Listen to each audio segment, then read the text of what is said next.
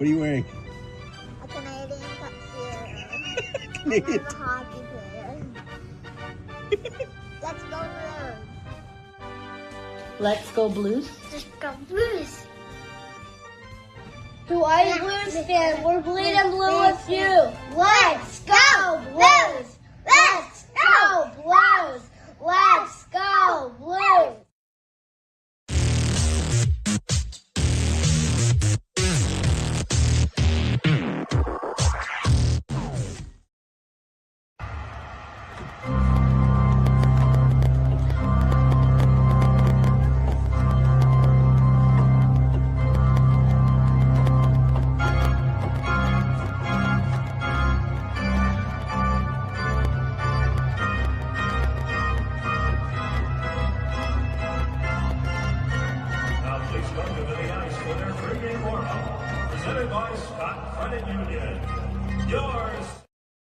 BlueNote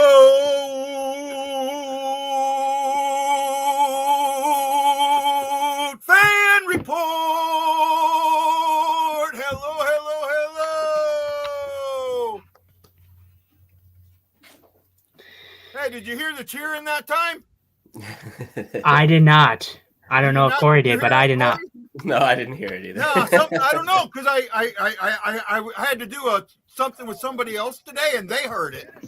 So I don't know if it's something with StreamYard that my channel's not playing. I just don't get it, man. Hey, welcome to the BlueNote Fan Report. It is game day. The Blues are taking on the Rangers in historic Madison Square Garden. This is Guy, the Hawaii Blues fan, and along with my co-host, Justin Eagle Eye Scott. And today we have a special guest joining us for the pregame and some of the intermissions, possibly. Corey, the STL Hockey Fan 1 on TikTok. Young, welcome, Corey, to the show. Thanks for having me, guys. Appreciate you. Oh, anytime, man, anytime. This is actually the first game in a while that I'm kind of actually excited for, because I'm looking at this game going, maybe this is the Blues that we were supposed to be seeing all along. Does anybody else see that also? I definitely feel that. I kind of, proportionately with the Rangers losing 4 straight and then coming into this game and us kind of picking it up. I'm pretty excited about this one. Justin? I expect a good game tonight. I know the Rangers are on the 4-game skid just like the Blues were, and they were able to eliminate that in the last game against the Islanders. But I know that they're going to be willing and wanting to get to their game early. At least the Rangers will be, because they have not played good at home. They have one win on home ice, and they've been shut out, I believe, 5 times on home ice. So they're going to be determined to get to their game. I'm pretty sure of it. Yeah, 3 major changes or minor changes, however you want to look at, to the lineup. They're all on the bottom. Bukestad is out and Sonny's back in.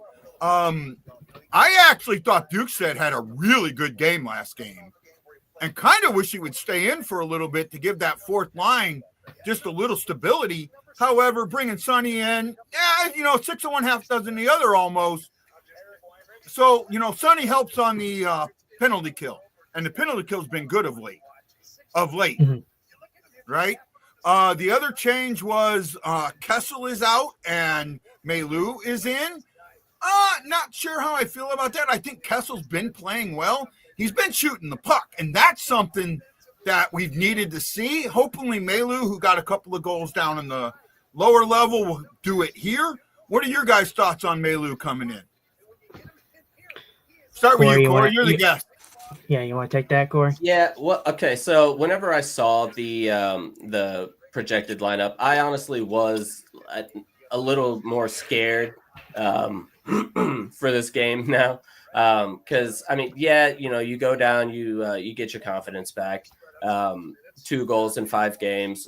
That's, all fantastic, but I just don't know if that'll transition smoothly back up to the NHL or not. So I'm a little scared about that. And just like Guy said, Kessel was playing really well. So I I don't know. I don't see taking him out of the lineup, but Monty's the coach, not me.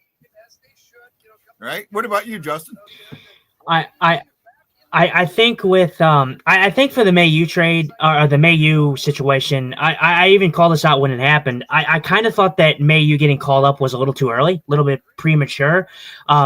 If they were going to do something like this, I don't know why they didn't wait until after the break, the Thanksgiving break. If they were going to do something like this, I don't mind it. I know what they're trying to do. I know they want to develop this kid into something special, but there's a difference between developing him naturally and organically than trying to force him to be something right away. And I think for most Blues fans, I think they view it as they're trying to force him to come in and play a role that he may not be ready for at this moment.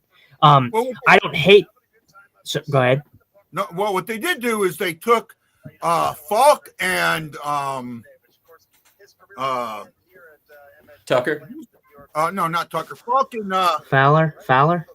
yeah, and split them up with Tucker and Mayu. So, I think that's a good move. I really do think that's a good move. Is he cutting out for you too? A little bit. He'll come back. Okay. Okay. Oh, am I cutting out? Yeah. There you go. You're good now. You're good now. Oh, okay. I didn't realize that. Because you guys were talking like saying I'm cutting out and I'm going on and on and on. No, I think what they did with the defense is smart, but I don't necessarily like taking Kessel out right now. Right? Now, the one change that I'm not happy about is putting Hoffer in for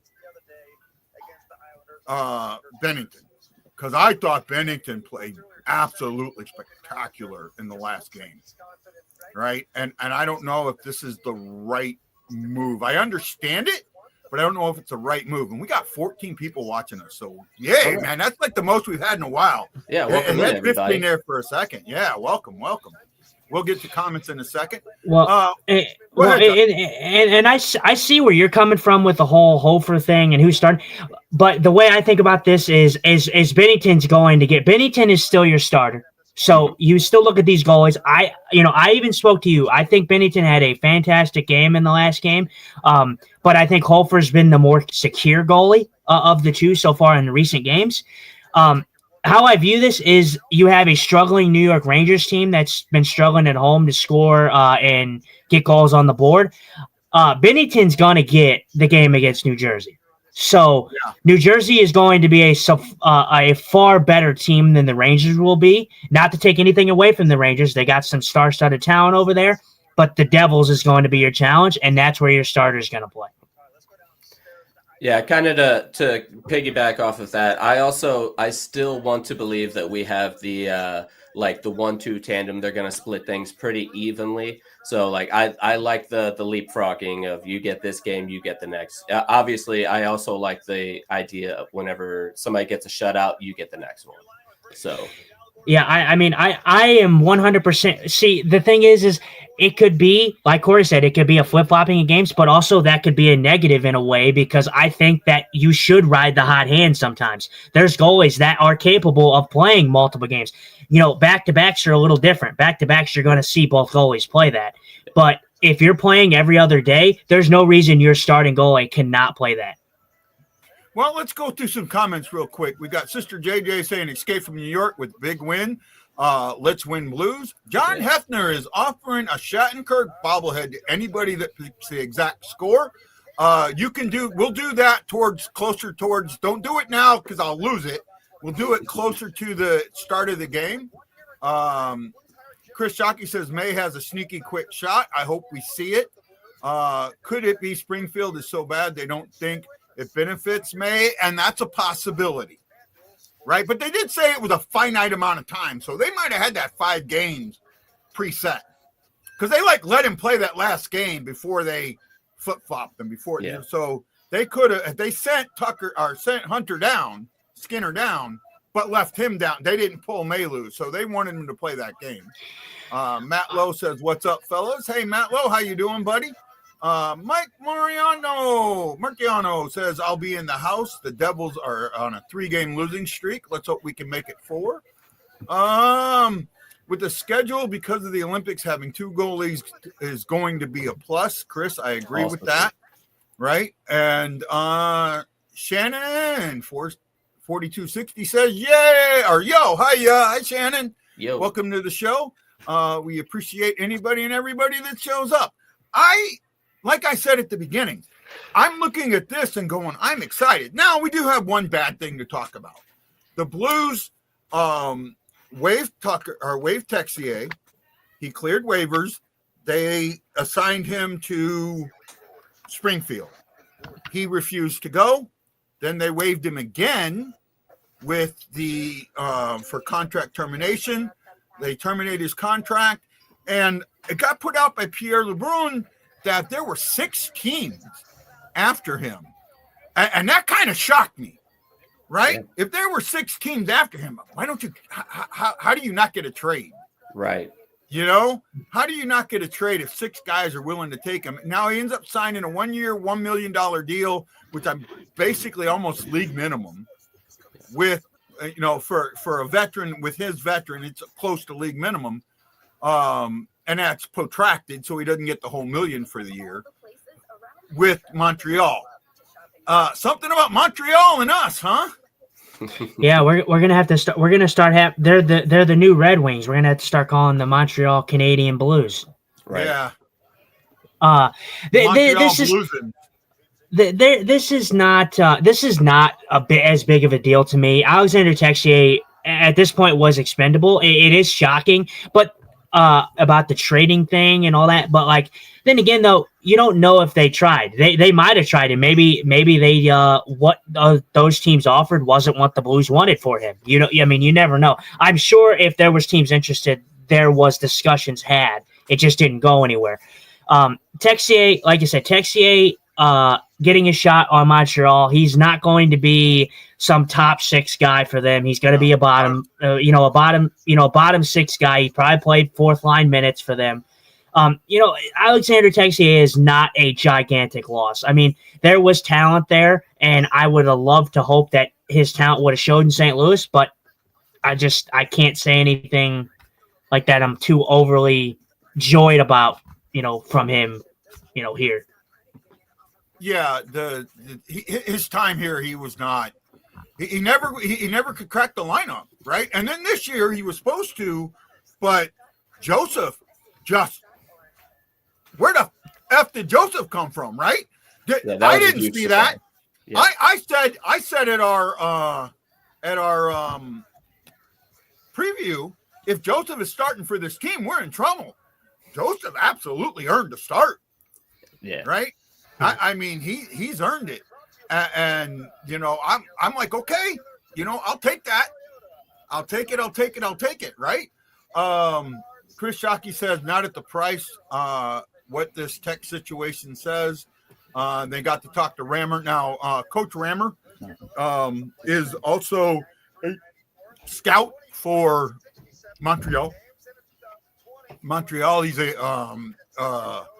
it's not a scout. He's like a player development player, coach, right? So that might have been something. Do you think he ends up on a line with Bolduc? Say again? Do you think Texier ends up on a line with Bolduc? No.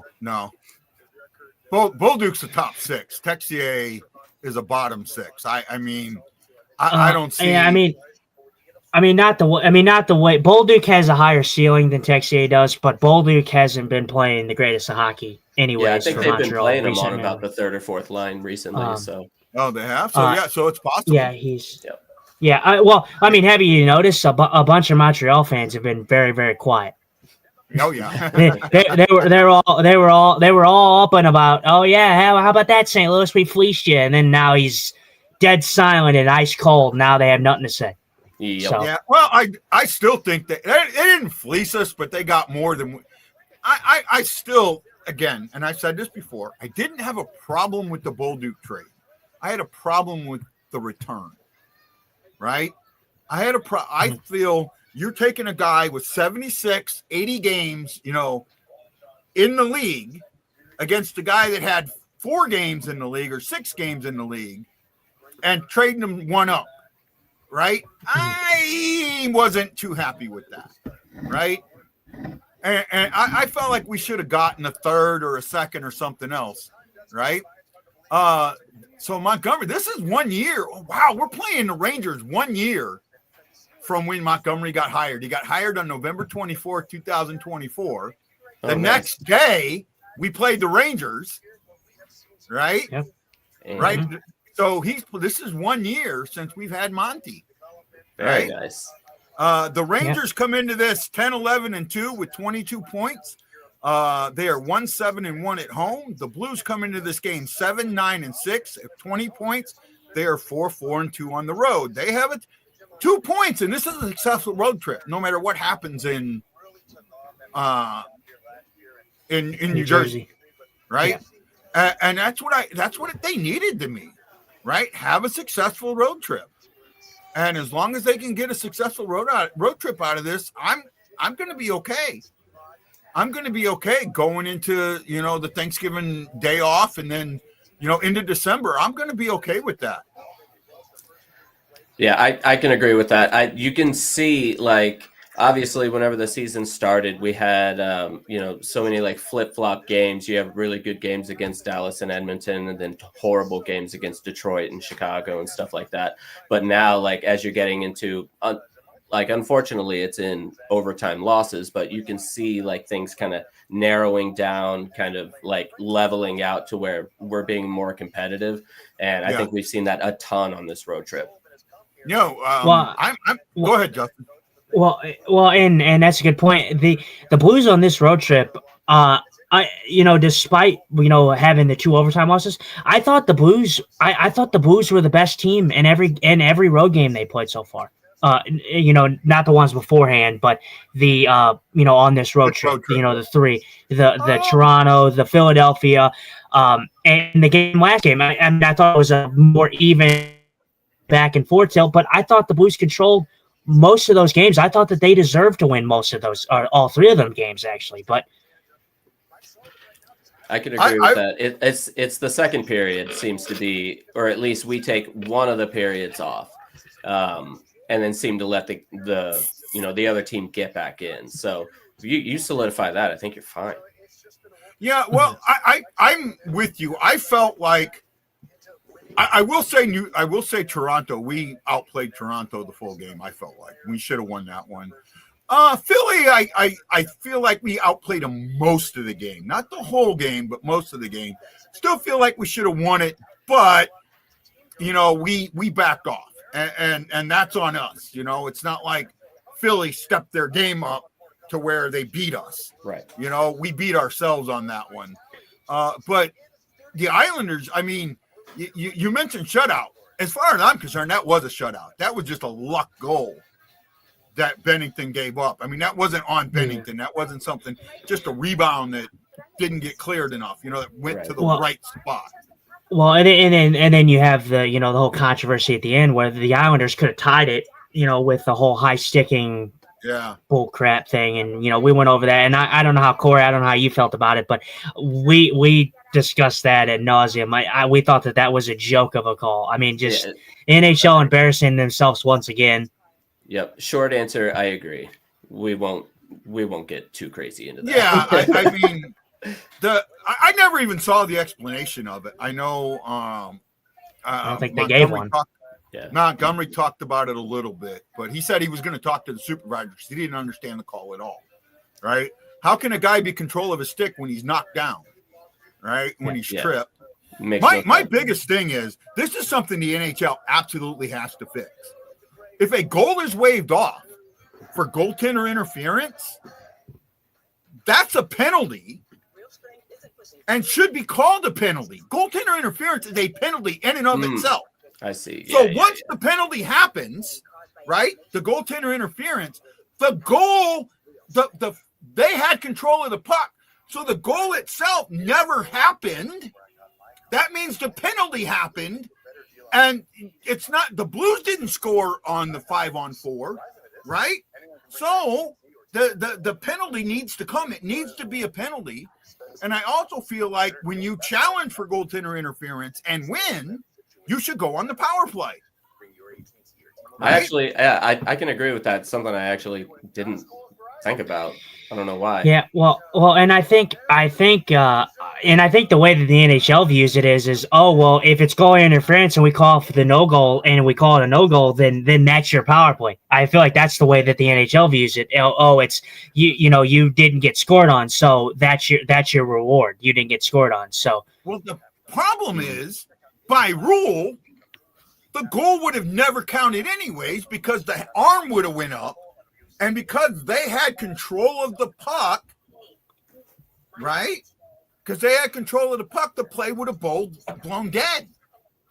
Right? You don't have to baby talk this to me. I completely agree with you. I completely agree with you. You don't have to baby talk me on that one.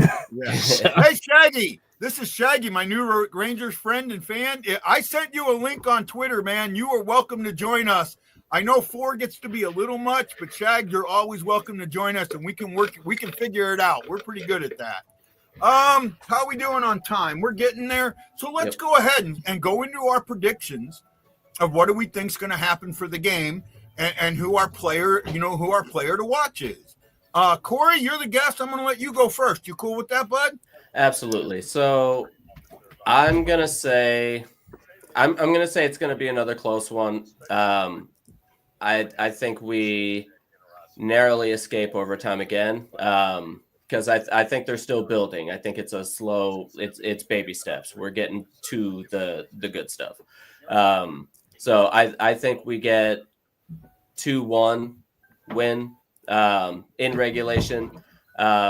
Player to watch for me, it's going to be Hofer. Right, Justin. I'm gonna pass this off to you, guy. I'll go last. Okay. I'm actually, so we did a video on this and I sent Justin, I'm going to change now, right? Because I thought Bennington was in net. I originally had Thomas. I'm with Hofer as the player now because I think that the absolute, the weight of the world is on his shoulders, on this young man's shoulders, and he's going to have to step it up and do what he's had trouble doing in the rest of the games where it's been on his shoulders. Yep. He's had trouble. So tonight it's on him. And I like Shockey. I'm going 4-2 Blues. I think that I do think that the Rangers' troubles are going to stay the Rangers' troubles. But it's all coming down to Hofer in my eyes. Yep. I'm going with the Blues win. I'm going with a 3-1 Blues win. I think the Rangers probably still have that struggle at home, or just struggle in general to score. My player, I'm going to go a little different. Hofer is a good choice. I posted this on Facebook too, that my offensive player would be Kyrou tonight. I think Kyrou is good for a game. But I think my defensive player and the guy that I'm going to probably focus on the most is probably going to be Parayko in this one. I don't know why Parayko is screaming to me. Parayko has been the kind of the lesser of the, I guess, noticeable guys out there for that pairing between him and Broberg. I think Broberg's been the best Blues defenseman this year. But I think Colton Parayko is due to have one of them Colton Parayko games, where he's really up in the offense, really driving the puck on net, hopefully getting some points. So I'm going to go with Parayko tonight. Oh, I like that. I think that's really good. Now, I'm going to throw – who's the player – I'm going to throw something new. Who's the player we're most concerned about tonight? Ooh, okay, I'll get it out of the way because I feel like if not, everybody else is going to take it. It's Mayu. For me, it's Mayu. It's going to be, his first game back up from the Thunderbirds. How does he fall back in? I made a video where they were, I'm basically saying the same thing I've said here. They're tightening it up. They're, eliminating chances, or limiting chances. So, does that allow Mayu to get up into the play and be a little more offensive rather than being so self-conscious about being in the defensive zone? So I'm more worried about Mayu for sure. Hey, Shaggy! Hey, guy, what's going on? Do you hear me good? Yes, we can, man. Yep. Welcome. Right now we're doing which player we most concerned with. I'm going to go to Justin, and then I'll go, and then I'll let Shaggy come in since he just joined us. Shag, and I'll say this before Justin goes. It is an honor to have you on the show. It's great to see you.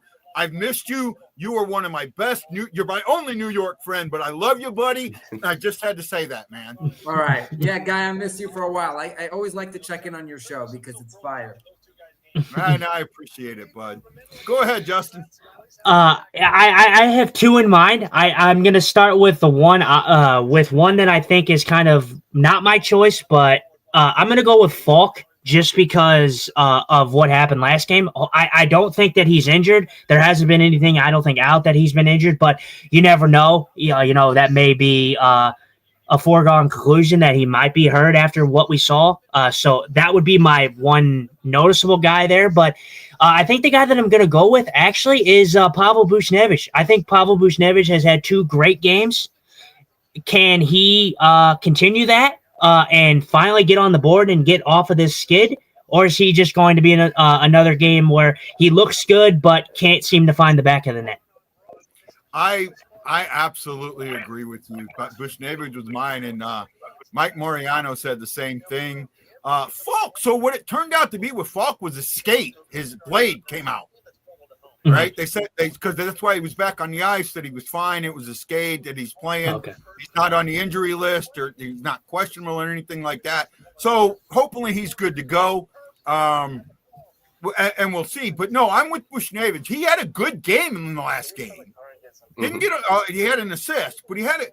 But let's see now if we take that to the next level. So he's my player of concern. Shaggy, and you can do a player of concern for the Rangers if you want to, my buddy. The New York Rangers, that's my player of concern. So, but here's the thing. I'm going to spoil your party, your Blues party over here. The Rangers at some point are going to have to break through at home. And when they get the momentum, I don't care what team you are, you're screwed. So the thing is that I feel that it's going to happen at some point. You came off a couple bad losses. They play very good defense. Whatever way it is, the Rangers could play defense. They're chippy. They have one of the leading, forwards with hits with Cooley. You're going to have to play them hard. They play you very, very hard. You're facing a goaltender who will stand on his head and win them a game just himself. You're facing a team with a top deep core with Fox and Gavrikov that you won't find many places in the NHL. You're facing a guys like Lafreniere who can make things happen themselves. If Panarin's good, he could do the same thing. There's more than just a game of hockey when he faced the Rangers because unfortunately it's not been a team game for them. But there's individual players that have absolutely demolished other teams, and Blues are one of them. If you remember the last thing, I think it was last time they played, it was like 6-1 Rangers or something like that. So No, backwards. So we Backwards. lost the first game to you 6-1. You got this, right. And the second one was The like that. second one, we beat you 4-1, I think it was, and that was Right. Montgomery's first game, That which was was Montgomery's tomorrow. first game. You're right. So Tomorrow you would guys be a year ago. You guys had the interim coach luck, but Right. the fact is that the Rangers are a team that could absolutely run you down. And the way I've been watching the Blues and the way I've seen them, they're a team that's going to fall for that. I think they can get run down after a team gets momentum. So here's what I'm going to tell you. If the Rangers have the lead after the first period, this game is over. I think that's how I will put it. I think if the Rangers get the momentum and they push it and they keep pushing it, you're going to have to deal with it. But if this game is tied or the Blues lead after the first period, I could see the Blues pulling one out and me being another frustrated Ranger fan after another stinky home game. Let me tell you something, Guy. I've talked to you for a while about the Rangers. I think I've never been more down about this team in my life. At our preview, I said last year was an anomaly and the Rangers can't be that bad, and I sort of kind of right. No, Sort but of Guy, kind of Guy, wrong. you I had mean, something even better. You had something even better. See, what you guys don't realize is Guy predicted this year's New York Rangers season. So, Guy, I'm going to bring up something you brought out to me almost the beginning of last season. You were bringing up, before the Rangers were even anything, you were talking about the cap space and the fact that the Rangers do not have like any type of great positioning when it comes to cap space. They were Yeah. messed over either way. I remember you bringing up the fact that you guys are going to have to make so many decisions and this and that. And I went, 1 second. I think they can figure it out. And if we win, who cares? But then everything went sour. And Guy pretty much predicted that this season is that. The cap space got messed over. They traded Kreider. They had to do this and that. And there goes the New York Rangers season for you. So Guy actually predicted that this season was going to be a season where I'm pretty much turning off games after first or second periods.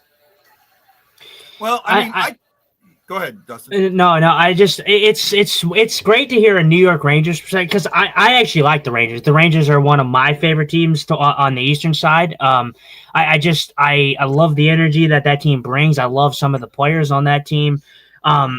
I found it so rough to watch that team, especially last year with how much they were hanging the goalies out to dry. I mean, the announcers were just. They just sounded like they hated being there every night. And it was so disappointing to see a team like that who, just feels like they're on the brink of being, in the finals of the cup and they just can't get there. Right. You know what? The thing is that this is a league that has we put it together. For example, I think they have some of the key core players to really say, hey, like we could put this together. You have guys like Zibanejad if they play well. You have guys like Panarin and Lafreniere. You have guys that are supposed to be putting these things together, but yet they don't because I feel like they don't have an identity. They don't have a team. They play hard. They do. They play hard. They play pretty chippy, but they don't have an identity. Guy talks about cycling the puck. Guy talks about, we talk about all the time like the forecheck, and we talk about the moving into the ozone. The Rangers had against Utah a chance on a power play, and they couldn't get into the ozone. I'm sorry. If you can't get into the ozone on your power play, there's something wrong with the team. I understand if you get it in the ozone and they're kicking it out, they're playing good D in their own D zone. But when you get into that ozone, you got to cycle the puck. You got to put pucks to the net. I was watching highlights from 2022, 2023 with my 2-year-old son. He loves hockey.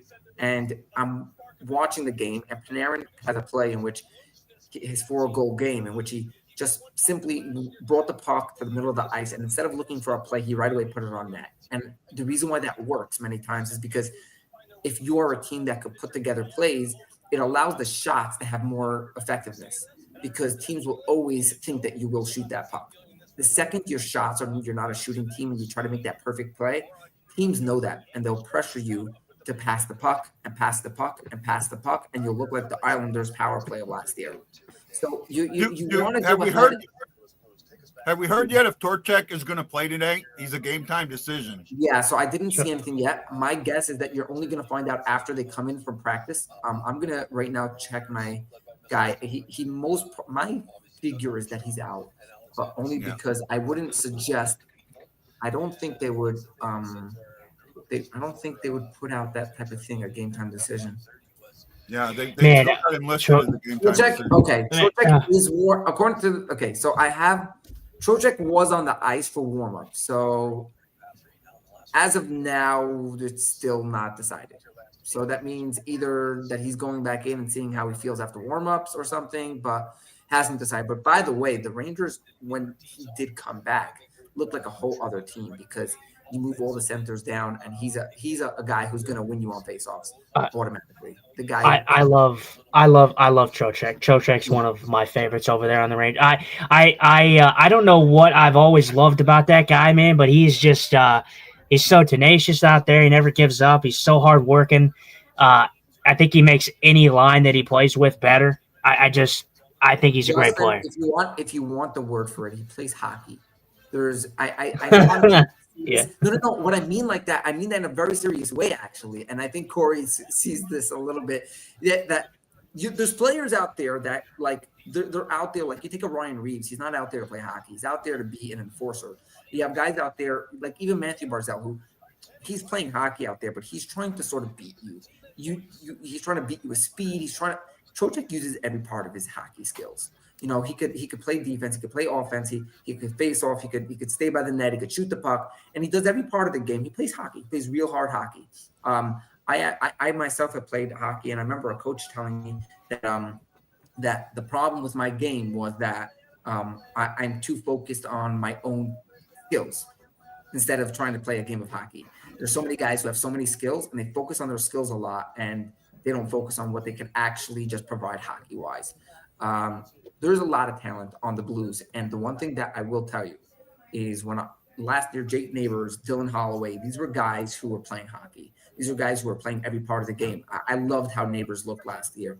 And I almost feel like I know Justin's saying that it's going to come. It's gonna have to come because otherwise, where did all that go from last year at the end of the year with Neighbors and Holloway and with the way Holloway was a point per game guy? So that has to be there somewhere. We need to activate it because those are guys who play downhill hockey. They're gonna run. They're able to get that puck and move it around, and they're very efficient. So that's got to happen though. But that's on. I know that sounds crazy because I know you guys have coaching it, whatever. That's on coaching. You got to get these guys going. But you know what? You guys had, I know it's come to my eyes where you're not playing great defense in front of Binnington. You see how Binnington is when he does have D in front of his eyes. And if you could put that together, both the young talent together with some of your veterans some of them are slacking off, but I think you need them to bounce off each other. You need the young guys to get the veterans going. You need the veterans to teach the young guys, to get it going. You need the coach to put everything together. If you're not putting that together, it's just you're going to look like the Maple Leafs. Yeah. We got. Can we just admit everyone here that the Maple Leafs are literally just, if your team's not feeling good and you're not on a good day, just think about the Maple Leafs. The Maple Leafs are tough, man. They're a tough watch. I mean, we played them a few games ago, and I thought we were the better team, and we lost that game in overtime. So, Toronto's a whole different story. We could talk 3 hours about Toronto, but I think the game is getting ready to start here very soon here. Well, Corey, we'll see you first intermission or second intermission? Probably second intermission. Okay, we'll see you second intermission. We love to, just jump on. You got the link, bud. Absolutely. I appreciate you guys. Thank you so much. No problem. Let's go Thank Blues. you, Corey. Love you, man. Let's go Blues. All right. I'm just curious, guy. What coming into, we haven't really talked since the beginning of the season, but coming into this season, what was your, I don't remember what you said. What was your, feeling of what's a successful season for the Blues? I thought we were going to be third in the division, third or fourth. I thought we'd play a lot better than what we did, and we're about puck drop. I have to watch it on NHL Network, so I'm not sure whose announcers I'm watching. Said I just had puck drop. Probably the Rangers announcers. If I had to take a guess. Am I ahead of you? Yeah, I have. I'm not. I haven't even. They haven't even dropped the puck yet. Oh yeah. No, they haven't dropped the puck on mine either. Yeah. Oh wow. Yeah, you're really far ahead. Okay. Well, that's They're not dropping the puck now by me. Okay, then what I'll do is I'll switch back. No. Stay where you are. It's good. It's good. I think it's better that we just keep watching than miss a moment. Okay. Well, I mean, I if I go to my center ice, like right now, they just had the offsides. You guys just have the offsides. I'm at 1934. So I'm at like 9. Yeah. I'm like 20 seconds behind. I'm there. I'm only about 5 seconds maybe behind you, maybe 5, 7. Well, that's closer then. Yeah, that's okay. Okay, it looks like Trocheck's in. Mike Sullivan. What's your guys' thoughts? What's your thoughts on Mike Sullivan this year? I wish he did better. That's honestly my thing. Yeah. You know what? I'll tell you like this. The one thing I like is the fact that I don't think he's like a coach that I don't think it's all on him. I think the players are really not producing to their it's not a question of production. It's more of a question of this team has to get momentum, and he's working very hard on it. Actually, I like how he switches up the lines. He's doing a lot of the right things. He gets his team to play hard, but they've had ons and offs. I think they're feeling it out. I think this team is learning a little bit of a new system. I think they're playing a little more of they're trying to sort of play a defensive game with a outside shooting with like not really a tip-ins thing. They want good shots, quality shots on board, a little more on net, but the rotations have been quite iffy when it comes to turnovers. and I feel like they're trying to play too much defense. Like they're like really not pushing the offense enough where they're focusing on it, Yeah. But I just thought of something, and I gotta wonder this. So when we saw last year Montgomery come in for the Blues, and the Blues finally, like we talked, Shaggy, if you remember when the Blues played the Rangers in that first game, I talked about how the Blues didn't have somebody sitting on the wing waiting for the puck to come down. right, they kept passing it through, and there was no one there. Yeah, they were starting to enter the zone more of a unit in that. And he as the season went on, I mean, they struggled a little bit, but as the season went on, it seemed like he may have simplified his system a little bit to not make big changes. He came in making big changes, kind of sort of worked, so he simplified it back some.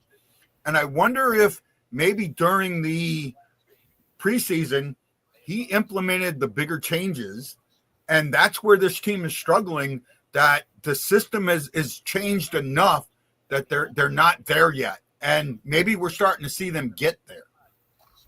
Right. So the thing when it comes to, I think, coaches and getting a team there, as you say, is I think that the job of many coaches is to really recognize the biggest fault on the team and figure out how to either hide it, right, or to solve it. Right now, the Rangers' hole has been goal scoring, especially at home, and that hasn't been solved. And that's when you say, "Hey, coach, what do you got to fix this up?"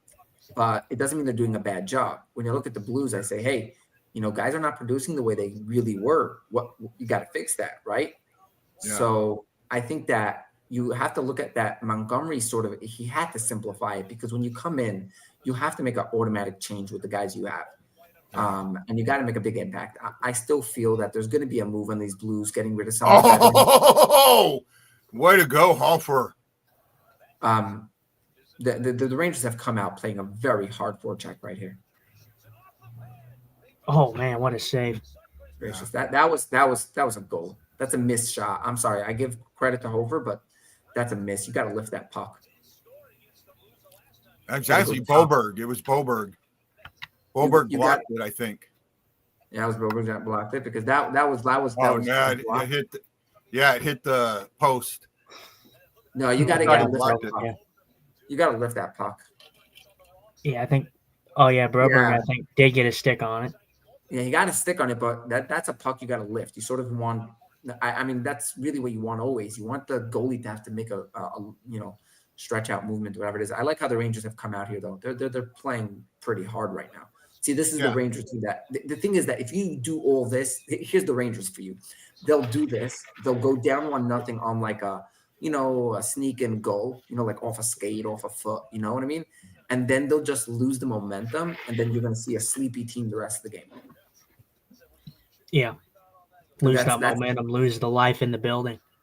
Yeah, exactly. You got it. You have to take when the Rangers, it's almost like the Knicks. It's very interesting that when the Knicks get that momentum, they do the same thing.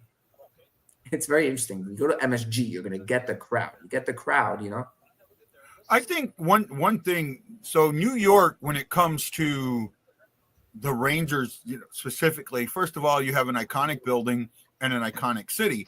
And it's kind of like Vegas in the early years. They would win at home. Well, they were winning at home because the players, visiting players might be spending a little too much time on the entertainment of the area. And New York has some of that. So like younger players, you see a lot of time younger players in their first game in Madison Square Garden struggle a bit, and hopefully that doesn't affect Snugard too much. I don't think this is Holford's first time playing here. It could be. So Trocheck is in. Yeah. Yeah, Trocheck is in. It looks like he went by the warm-ups, and I think he was okay. So he's gonna be in. That makes a big difference. I just don't know if there's gonna be like a limit on. I don't know if there's gonna be a limit on certain things. I don't know. Well, I don't know if you put a limit on them. Then you're stretching your forwards, and that could really affect you late in the game. Well, Blues are trying to get a cycle going. Rangers are playing a tight man-on-man right now, and it seems to be working. Right? I mean, they're not letting the Blues are controlling the puck, but they're not letting them do anything with it. Yeah, they're very aggressive, which if the Blues can find that space with the Rangers being aggressive at any point, that it could cost them. But they are playing very good defensively. Right? That was sort of my point before with what happens. That's sort of what happens with this Ranger team. You know what I mean? That they play this great hockey, but they're right there to just falling into something. Falk seems to be playing fine.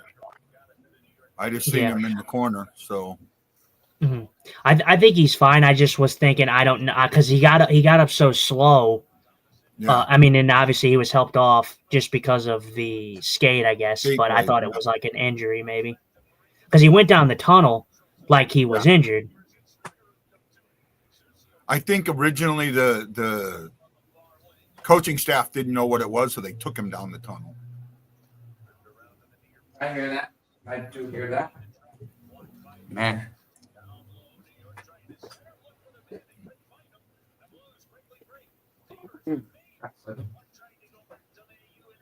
I mean, the Rangers are playing an aggressive offense right now, an aggressive game. You would the eye test tells you a little bit that the Rangers are controlling this game, but I don't know if that's true, right? Because they're playing an aggressive game, but they've only got 2 shots off. They did miss an open net, but the Blues seem to be handling what they're giving. I mean, is that what anybody else is seeing?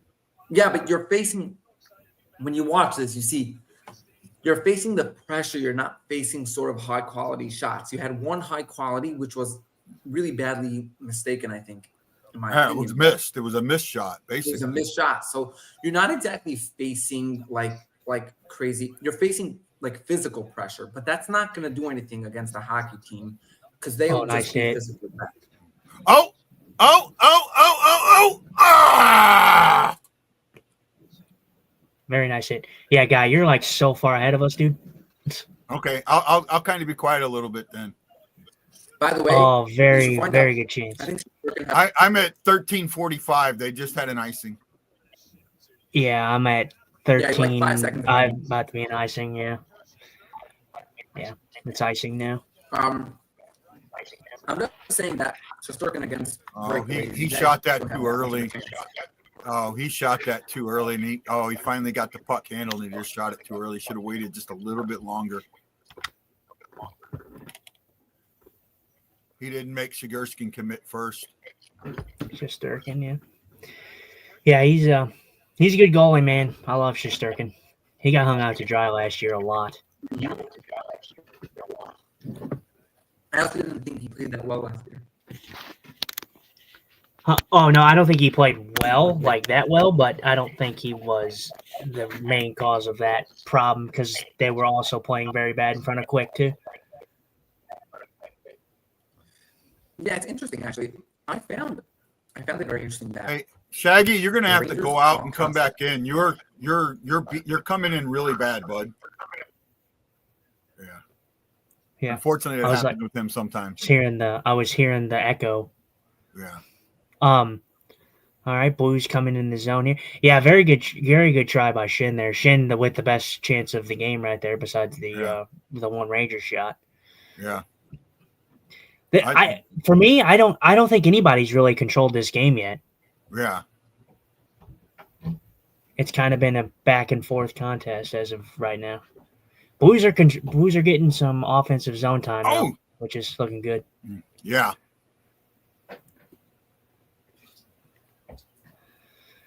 Man, that was a really, really bad turnover. I don't know what he was doing there, but that was a very bad turnover. Holloway? No, the guy, the Rangers guy who threw it back around the boards to no one. That was a bad play, and it kept the play in the zone. As ice, yeah. I just got to the icing. Yeah, I'm probably like 7 seconds behind you. Yeah. Yeah, I'm watching it on center ice, so I know I'm at a delay too. But I guess I'm still a little ahead of you. Yeah. It's not on ESPN because it's on NHL Network. Yeah. That's okay. We'll be fine. Just as long as you don't spoil it too much. Yeah. Hey, the intermission I thought went really good. Yeah, or not the pregame. intermission, the pregame. Yeah, I thought it went really good, even with the four of us. I thought it went really well. I thought we handled it well. Yeah, this has been a good back and forth tilt. No one looks slow out of the gate. They both look fast. They both look like they're trying to control the game. Kind of maybe even game so far. Good heavyweight fight. Or middleweight fight, maybe.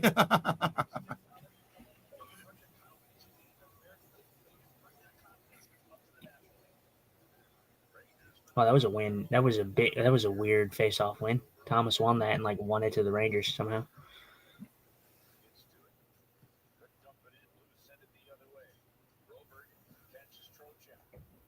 Oh. I'm not utterly surprised that they started Shesterkin. I am a little surprised. I thought that they might have, just because of where the Blues placement was. All right, I think this will do much better. Yeah, that's better, Shags. Yeah. I think that I don't have fancy enough devices to be able to do my background and all the I gotta up my equipment. I don't do it that often now, so Yeah. it's like I haven't done I've been begged by people to start my podcast again. I don't think people realize the work that goes into it. Right, a couple really good shifts for Melu so far. You're on Gotham Sports. Sorry, I mean, Mike. I deal with that whenever the Blues play either the Kings or the Ducks. I have to watch their feeds.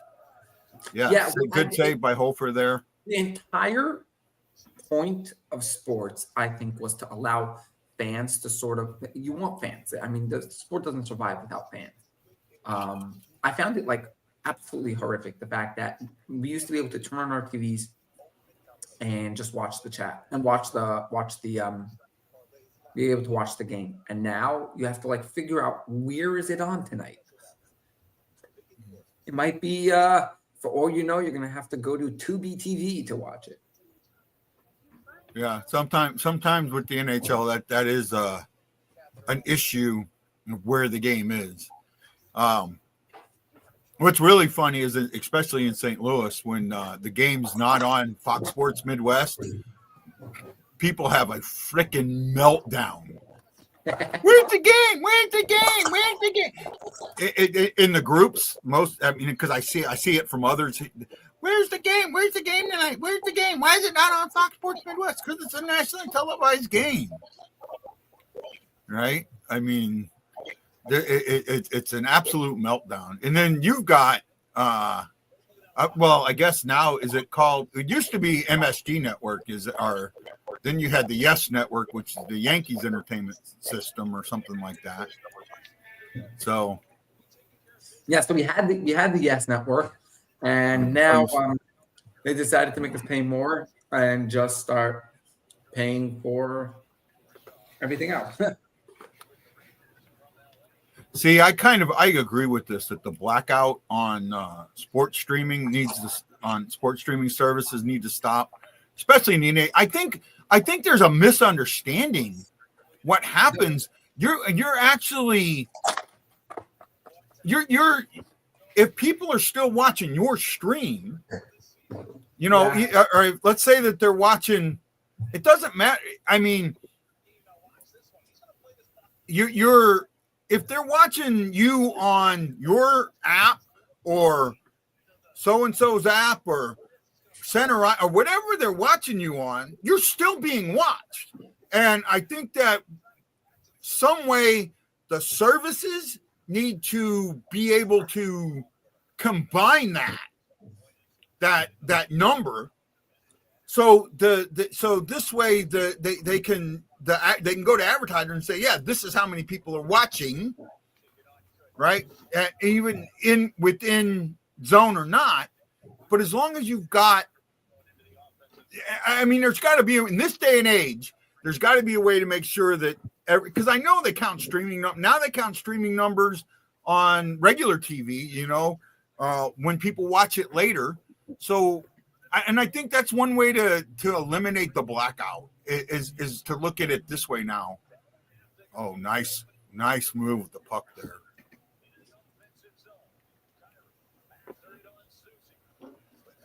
His puck handling skills has gotten so much better.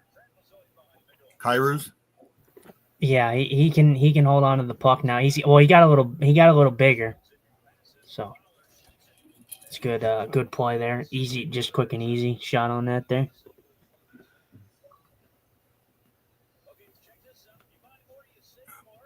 Shaggy, what do you think of the Blues rebrand? Not bad. Not bad. It didn't blow my mind. I'll tell you that much. For me, it was I like the symbols more than anything else. The way they did the note, the way they did the fleur-de-lis, the way they did the STL. I really liked that. I thought that was creative. It kind of. I'd like to see. It definitely was thought out really well. I'd like to see a jersey with the fleur-de-lis on it, the STL fleur-de-lis, or not the STL music note, right? The one that's on the pants. Yeah, that's true. I'd like to see a jersey. I'd like to see a jersey with that on it, and them actually play with a jersey with that on the front. I think that would be cool.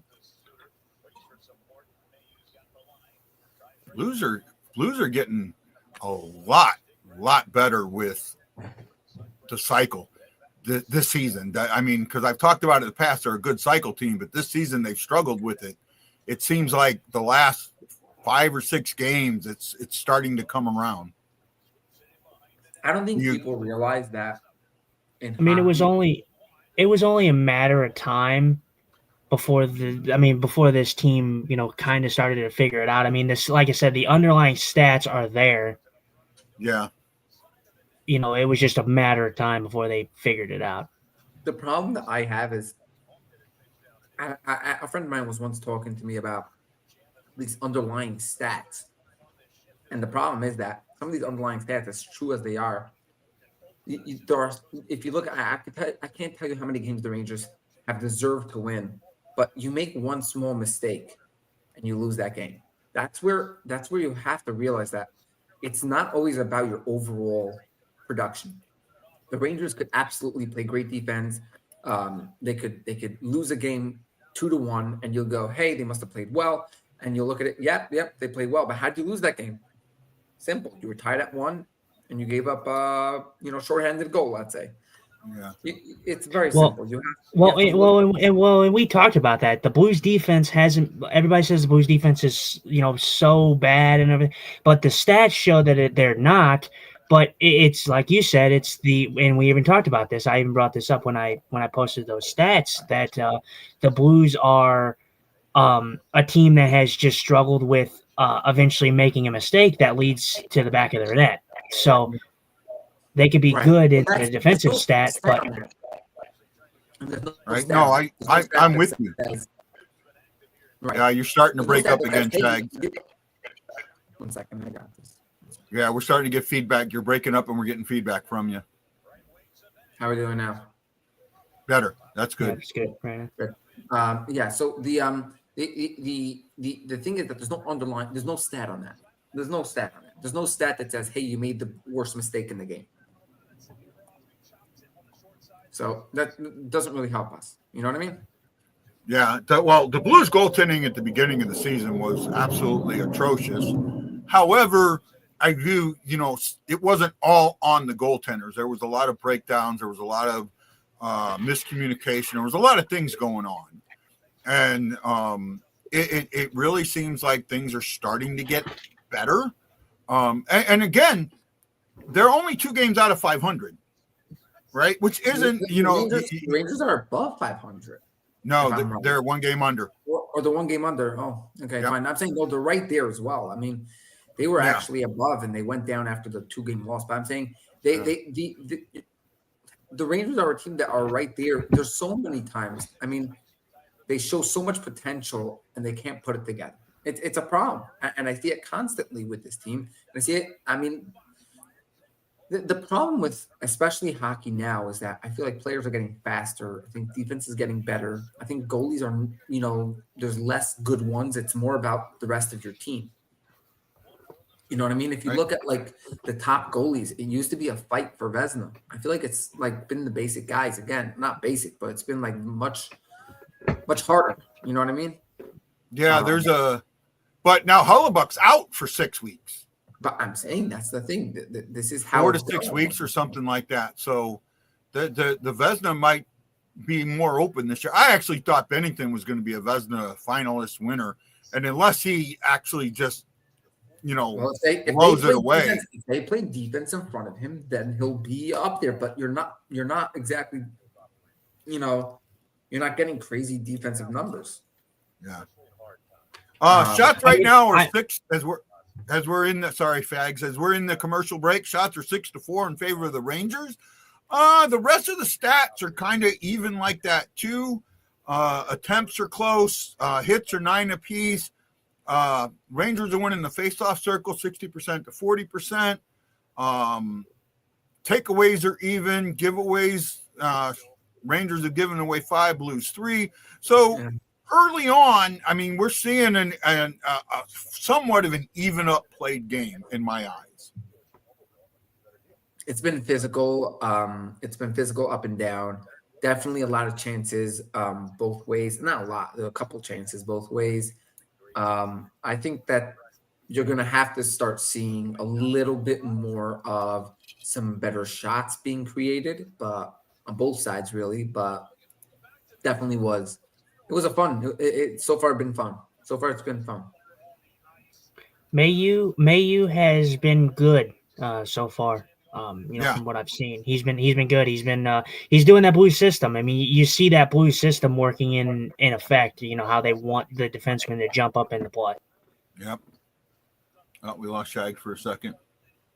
Shockey said a reason the NHL shouldn't expand, talking about the goalies and that, and that. Oh, might have him back. Sorry, you got your back, Chags. Yeah, no, I went to do something else and I X'd out. Right. Oh man. Oh, that was close.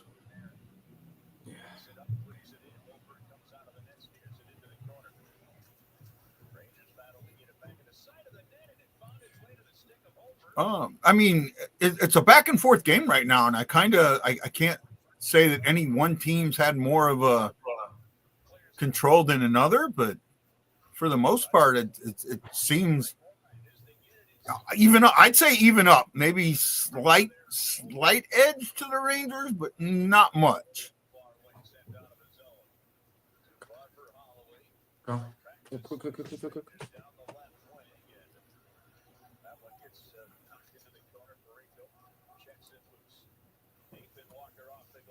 Well, the Blues have had the cycling looks in this period so far. The Rangers have been a lot of pop gun, feels like. Yeah. A lot of one and done. Yeah. I'm telling you, from early impressions of this game so far, both teams are even right now, but the Rangers are doing something in the D zone that is kind of concerning if I'm a Rangers fan, and that's the fact that they're throwing pucks. They're randomly just throwing pucks to anywhere, like they're just no look passing it, and they're getting turnovers, or they're making turnovers. Welcome to 2025 New York Rangers. What do you say? I said welcome to the 2025 New York Rangers. We don't know where we're putting the puck. I mean, that's just my early impression so far from what I've seen. Like it could be something. It hasn't cost them yet, but it could be. It's called whack-a-mole. They hit the puck and they assume let's get it out. Let's. They're trying. I told you it's again. They're playing hard on defense, and then they're not really focusing on, once the puck is. Once they move, whatever, there's like a non-focus between connecting the defensive zone to offensive zone to connecting all the parts of the game yet. So hopefully they can put things together to create themselves good chances. I mean, they've had a good forecheck in this game. That's the part that I'm enjoying. Pretty good forecheck.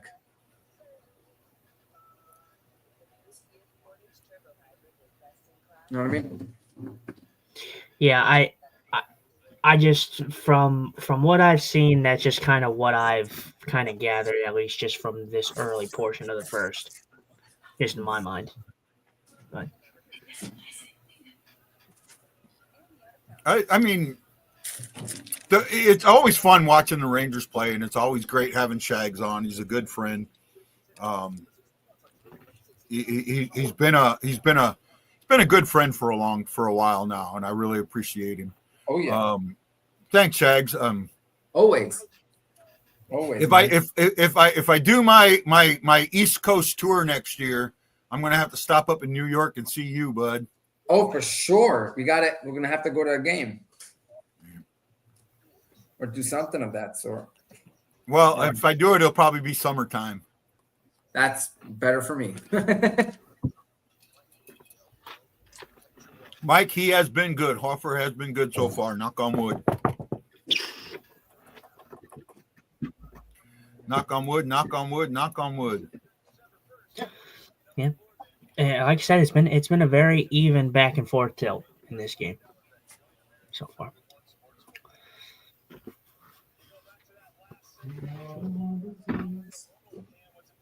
Yeah, and it's been a back and forth, a physical battle. Definitely, there's been a little bit of a sloppy game between both sides, but someone's gonna have to straighten out, and let's see who that will be first. Whoever that is first. I'm telling you, if this comes out tied or a Blues lead, I mean, I don't know how these Rangers they seem to at home just look like they're stuck, you know. Just explain to me why Another big David save. has 8 points in 2 games. Huh? Why Buchnevich has 8 points in 22 games this year? Good save by Hofer. Yeah, it was. It's kind of cutting out, so I can't really hear your question full. Yeah, you cut out there. No, I said. Could you explain to me why Buchnevich has only had 8 points in 22 games? Yeah, he's been very, very slow. Yeah, he's struggling. Do you guys I don't know. You want Sammy Blay back? You want Blay? I can get you. I can work something out for you guys. Well, he's on Toronto. We already saw him. We don't need him back. No, I think Buchnevich and I've talked about this a couple of times. When Buchnevich was at his best, he had the Russian connection. He had Barbashev and Tarasenko. And that seemed to really work for him. Unfortunately, him and Torpachenko are not like on the same level, right? That they're I mean, you can't, if you're putting them on the same line, you're really and you're not, no matter how bad he's playing, he's still playing better than he should be on than he should be on the fourth line. You know what I'm saying? Yeah. So that's why I kind of like that he's with the Devo. But that's why I really felt. I know I told you that I think Butch is going to get traded. I definitely think that you're just going to keep him around with the lack of production, the slowing down. Maybe all those injuries have finally caught up to him. Well, they just signed him on a big contract, a 6-year deal. But so this is what happens, with these injuries.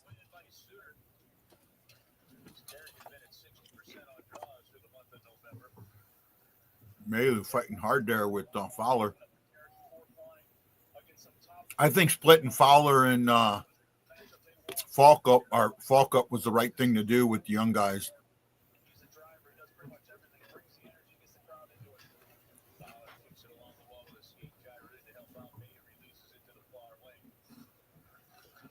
Mm-hmm.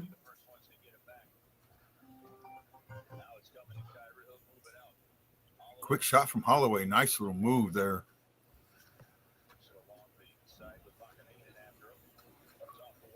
They're getting another cycle going.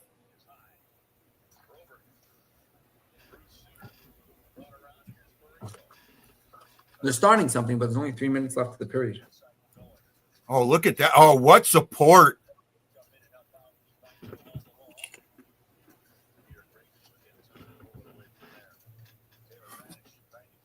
Go! Oh, you're ahead of us, pal. Chill out. Sorry.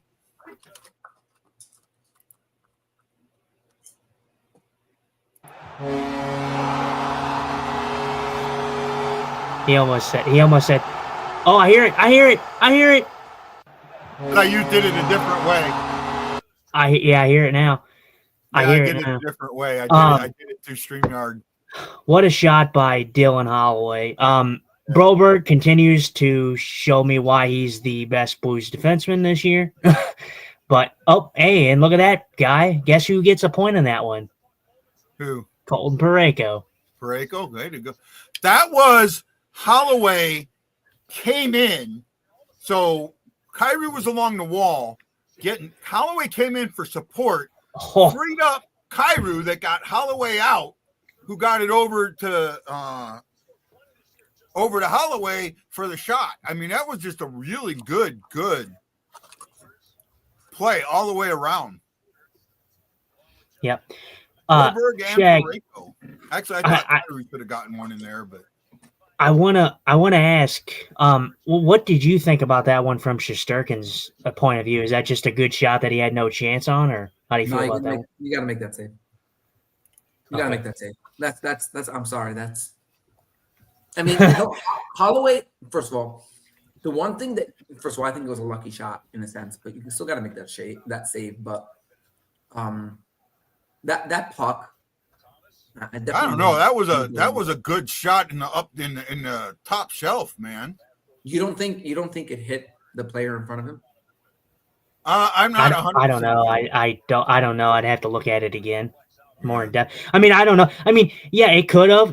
I mean, I don't know if it went in clean. If it went in clean, then you're probably right. He probably should have had a save on that one. But I think he could make that save. I think that's a pretty good blocker save. They could block her away. But okay, whatever. I'll tell you that. I'll tell you one thing. When you lift that puck like that, that's what you're supposed to do. You got if that didn't touch anyone, that's how you have to lift that puck. Get up high. That's the best way to beat these. Beat the. Oh no, that was clean. That was clean. It was top shelf. He was screened a little bit, but it was top shelf, top corner. I mean, right there. That was not on Chegerskin at all. You're not making that. Oh, I did just see it. That is my thing. Would be maybe a little bit better angle from Shesterkin, but then again, that was a clean shot. I don't think that hit anybody. I don't think that hit the defender in front. I think it just went in clean. I just don't see. But you see that on that play, you say, "Hey, Rangers played it really hard on the boards. They were moving that puck, but they instead of sending it out or getting a leak and moving it or moving it around the board, trying to get to your guys, they simply just whacked at it. If you watch the way they played those boards, that was horrible. The Blues came up with it and then were able to quickly set themselves up with a 1-2 punch. And that was that. You know what I mean? Like, I feel like it was also Shesterkin recovering. It was, you realize that needs a quick recovery right there because it was a fight against the boards. He's watching the boards, and then suddenly you come out with a great 1-2 pass. But that was a good quick cycle. You didn't need to cycle it because you had the turnover. That was cycle, like Shockey said, cycle with support. It got the Rangers out of position, and I saw that. The Rangers had the puck. Holloway, well, Kyrou has the puck. The Rangers are on him.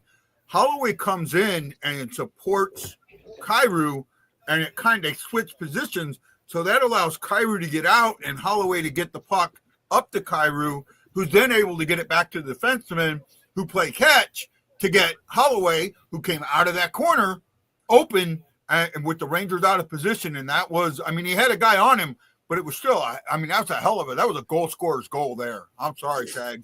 Goal scorer's goal. And that, when you can cycle like that, when you can keep the cycle and you don't, you keep the forecheck going, you're going to win those battles and you're going to keep things going your way. This game is starting to take a shift. What did I And that's say? the end of the first. What did I say? You end the first period with a Very down good, 1-0. very good chance there at the end. Yeah. All right. Yeah. This is the Rangers story. They play hard. They're going to make you work, but you see that one mistake, they give up the goal. And that was it. What is it? The player on, I don't know who was on Holloway or in front of Holloway. I feel like he probably could have played it a little better because Holloway has to kind of turn. He's out of distance. I don't think he had time. I don't think he had time. That pass was a quick pass, and he transitioned well. Yeah, I mean he did position very quickly and get a shot, which is why I think I kind of can agree with Guy on that one about being a goal scorer's goal, just being so quick with that and getting that puck off. I just think I feel like he moves out of the way almost, like he probably could have like at least like attempted to like throw his stick out there. I don't think I saw him throw his stick out there, to deflect it or anything. Yeah. That was so we're at the end of the first period. Shots were 9-5. I do expect that to change a little bit. I think one of the Blues shots may not gotten counted yet. Blues ended up having 14 attempts in that period, so the Rangers did a decent job of keeping the attempts down. Rangers had 22 attempts, 23 attempts, if I got my math right, 23 attempts. But I mean, you look at that period and you go, okay, attempts were 23-14, so the Rangers must have owned that period. And I don't think the Rangers owned that period at all. Hits were 18-11 in favor of the Rangers. They did play a very aggressive period. They had 6 giveaways to the Blues 4. They had 1 takeaway. The Blues had none. Blues blocked 10 shots. Rangers blocked 7. Face-off wins ended up shifting. The Blues ended up winning that 13-10 for 57% to 43. We had no penalties in that period. Very quick, very few whistles. I think that most of our players to watch have been the players to watch, right? You talked about Dustin. You talked about how our Parayko gets an assist. Me and Corey talked about Hofer, and Hofer has a strong period, good saves. Rangers did miss an open net, and that's the puck luck that the Blues weren't getting starting to go their way.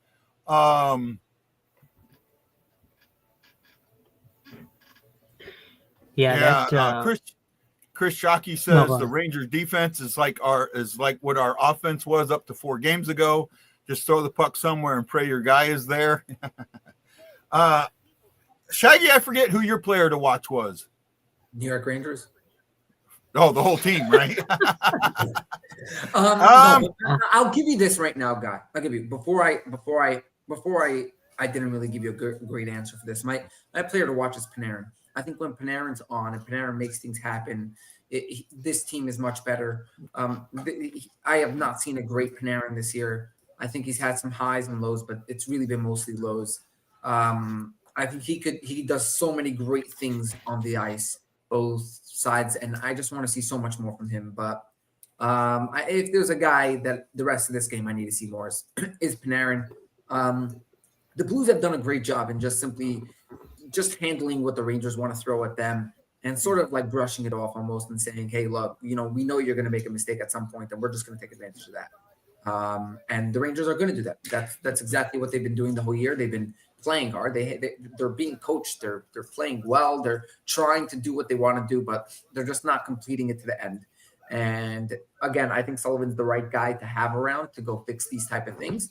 But they showed exactly who they were in that first period. A team that will play you hard, good goaltending, good defense, will show up a little bit on offense, have some great attempts, but not produce and allow the other team to take advantage and get the lead. And that's simple. Well, if you had to pick one area, and I normally say the 5 areas of hockey, right? That's not what I'm talking about this time. If you had to pick an area where you think that the Blues really took it to the Rangers in this period, what would that be? Or what area do you think? Because I saw something, and it was very evident in that goal. If you tell me it's board battles. It's board battles. It's Yeah. when that puck gets to that board, the Blues are they're not attacking it. They're basically covering it. They have everyone in the right spots to be able to get to that puck and bring it out and make something happen with whatever. One of the best chances you'll have is exactly what that goal was, which is basically where, because you were fighting on the boards, you lose a certain amount of stamina, as well as you have to reset towards your positioning. And so then once you win that, if you win that battle, you're right away sending it out to someone for a great shot. And that was exactly what the Blues got. Now, it's not like the Blues literally are depending on that, but when you're having a board battle on your own defensive side, your job is to try to get that puck out and try to, transition it into the offense. And the Rangers are not transitioning. Their cycle set that board battle up, and the support is what won that board battle. Hey, Justin, do you have something that just came up you wanted to say, or something? The look on your face was like someone just put something out, or No. I'm okay. I'm just listening, and then I'll give my 2 cents when I'm called upon. You're always called upon, man. You give me 2 cents every time, bud. Right? No, I agree with what Shag's saying. I think I think the Blues, I think in the aspect of what they controlled and what the Rangers may have controlled in that period, I feel like the Blues won the board battles in that period, and I think they won the cycle play. I think the area of weakness that I'm looking at is the defensive zone turnovers. I don't know how many the Rangers had in that period, but there was a lot of times where the Rangers could have just taken their space and skated the puck and transitioned, like Shag said, and just transitioned it to offense. And instead of doing that, they threw it around the boards to no one. So it really made it easy for the Blues, who were just forechecking them and just standing, when the Rangers were just throwing this puck just willy-nilly. Yeah. They're doing what the Blues did last year under Bannister. That was our biggest complaint under Bannister. The Rangers just throwing the puck at the net. They're not really staying in the Blues zone and passing the puck. That's exactly what the Blues did last year. I remember talking about it consistently. All right. And this right now, it feels like we're seeing the Blues start to become who we thought they were at the beginning of the season. They're not there yet, but we're seeing it. We're seeing some of that chemistry work. That was good. I mean, between Holloway and Kyrou supporting each other, fighting for the puck together. And Kyrou, though, Kyrou haters, Kyrou doesn't battle the puck. Kyrou gives up on the puck. Kyrou did not give on that puck. He was with that puck all the way around the boards, and it was him getting in the position that allowed Holloway to get it to him to get it to Boberg to Parayko to Boberg, and Holloway open because they were the Rangers were out of position covering Kyrou, who went to the other side of the net. So I like what I'm seeing. What? Oh no! Anytime you mention Kyrou, I got to give you a smack because you're always the Kyrou apologist. But great play, like I said, great play all around. That line has been good. You've seen that line noticeable. It just was only a matter of time before they started to get on the score sheet. It's only one here, but you like to hope that this line is going to continue to be good. And continue to build off of this type of stuff. But yeah, like I said, I'm with you on the Kyrou front. There's a lot of people that give Kyrou a lot of smack for a lot of things that he doesn't deserve smack for. I mean, he I do agree that it's an offensive game and Kyrou needs to be scoring goals, but Kyrou has improved his game so much on the defensive side where he's became a very, very good two-way winger. Something that he doesn't necessarily have to be, but in this NHL, that's only going to help you. He's not like Kyrou. To me, Kyrou is not. He's not a Nathan McKinnon. He's not a Connor McDavid. He's not a Leon Johnson. He's not those guys. I mean, those guys are sinners, but he's not that. He's not that level of talent. He's a great player, but he's not that level of talent. So him being a two-way guy is not a bad thing for the Blues. Yep.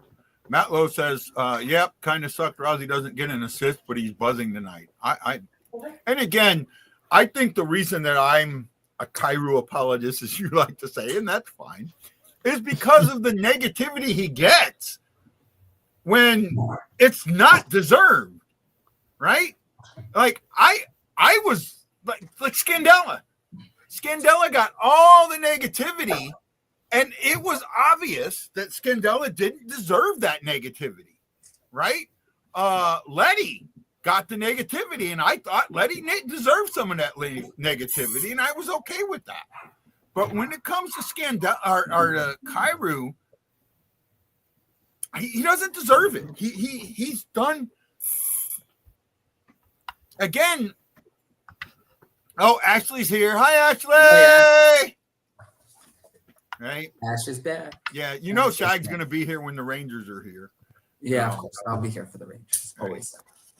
And Justin, I say this to I do apologize if I'm focusing a little more on Shags.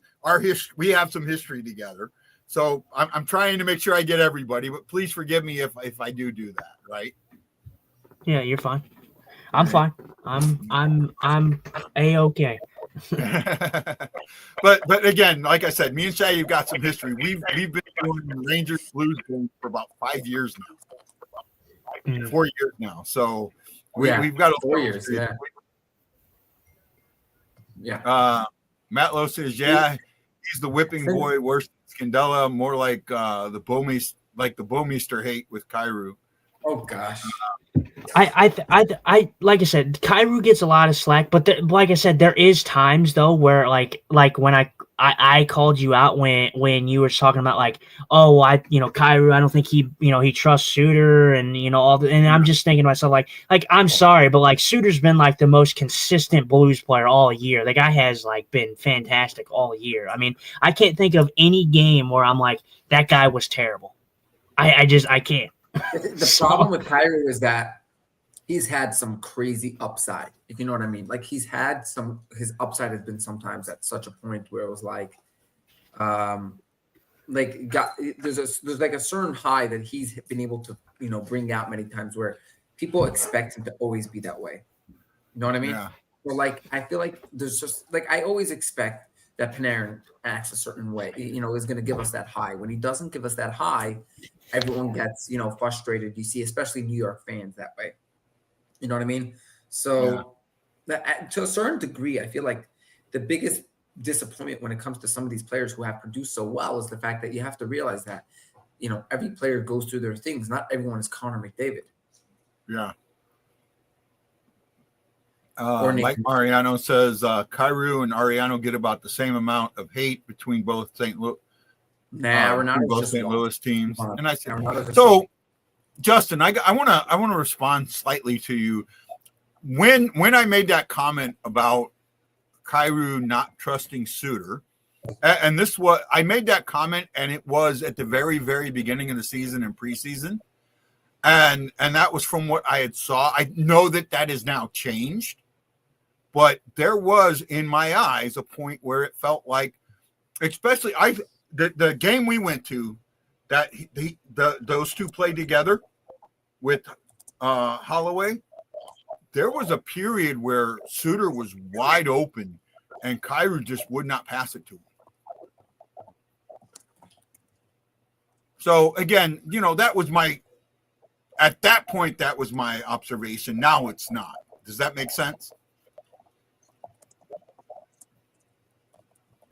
Yeah. No, I'm hearing you. Sorry, I was, someone was talking to me. I get where you're coming from. I'm just giving an example of, a situation where, because there's a few times where I'm just, I'm like Kairu can do no wrong. Like, and I get it. Like Kairu has been snake bitten. He's had his ups. He's had his downs. I really want to see a Kairu that, like Shag says, where you kind of feel that fifth gear almost. And you can see, like, when you see a Kairu goal and you just see him hype, you see him sell in real hard. Like, that's the Kairu I love to see. I feel like sometimes we don't see that Kairu. I feel like sometimes he goes invisible. The last 2 years, this year especially, and last year, I didn't get the sense that I felt a Kairu that wasn't energetic. I felt like he was always on the ice. I felt like I always saw him. I felt like he always used his speed when he needed to, and he didn't go ghost. So I don't think that he's deserved a lot of the criticism. But that's not to say that Jordan Kyrou does no wrong either. Here's scary Phantom. Do you think the Blues should trade for Nathan McKinnon? Well, first of all, I don't know. I think Nathan McKinnon is not worth much at this point. So I mean, you could throw a couple of fan tickets, maybe you'll get him. I mean, I think the Blues could offer, maybe they need an extra hot dog. I think you could get a hot dog. We'll give you Oscar Sundquist. Yeah, I love you, Sonny, but just give us Nate McKinnon, all right? I think that's giving up too much because you're giving a guy with skates on. I think the guy that cleans up the ice might be good. I remember. I'll tell you, guy, you got to hear this. The New York Giants have sucked, and the Giants' defensive coordinator has been horrible. And they and during the game on Sunday, the Giants were winning, and I said to my friend, "Yo, I'm gonna quickly call the defensive coordinator. I'll tell him to start stinking it up." And then they started stinking it up. And then I said, and then today he got fired. And the guy texts me like, "Shraggy, what did you do?"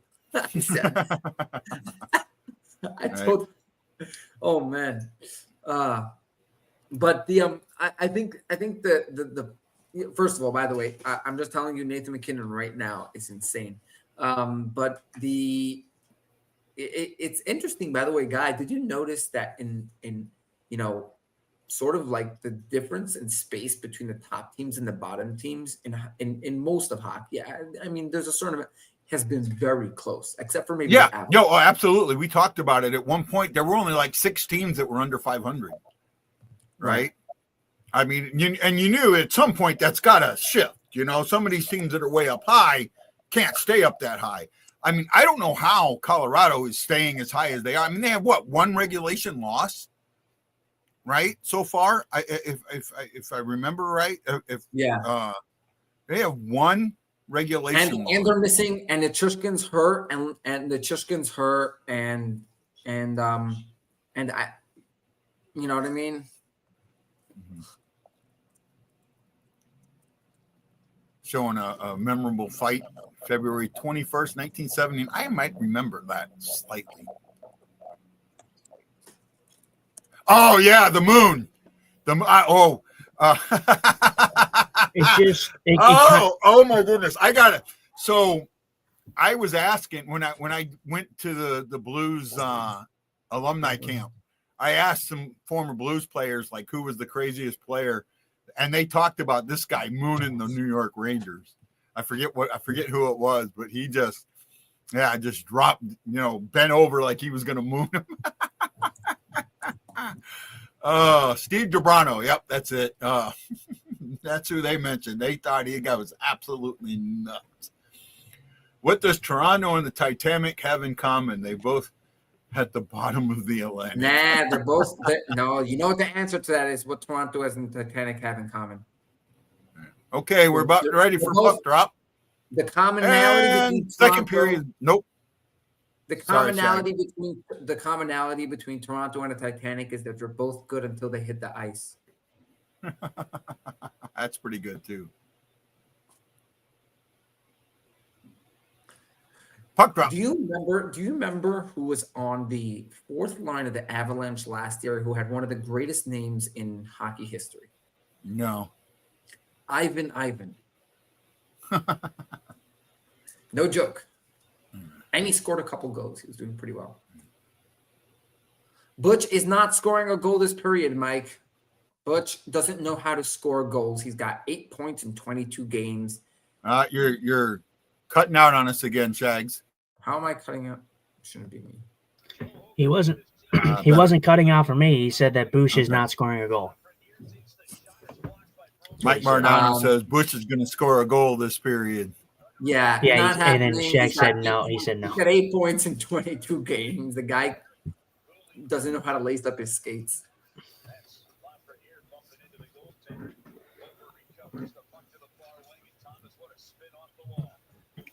Thomas, great play there. Yeah. Good. My stitches that are was bothering me again. That was a low key kind of. I mean, out far, not much can happen on that one, but kind of caught you Sturkin off guard there, Snuggerud. Yeah.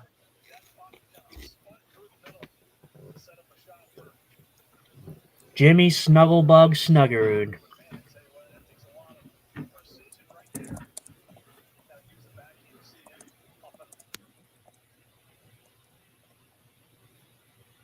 Good shot there.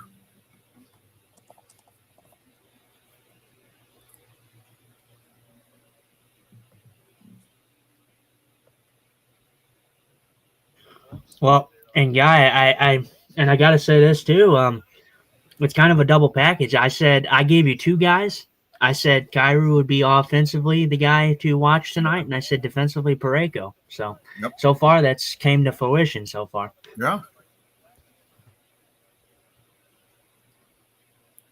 I mean, right now we know the Blues second period sucks. I think they're minus 18. I could be wrong. I know it got better after last. Well, and it was They're minus disappointing 14. too. It was disappointing too because 15. the Blues played a great second period against Toronto, and they ended up scoring at the very end.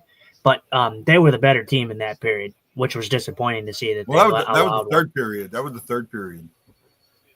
They scored one goal in the fourth. They went from minus 16 to minus 15. Well, plus one. Well, I just remember that the Blues were good against Toronto in the second period. I can't. Yeah, they were. Oh no, yeah, Toronto did score late. I was thinking of the Islanders in the last game. You're correct. You are correct on that. Yeah, guy, don't correct me, guy. Well, I didn't hear you say that. No, I just was kidding. I'm just kidding. Man, a lot of icings in this game.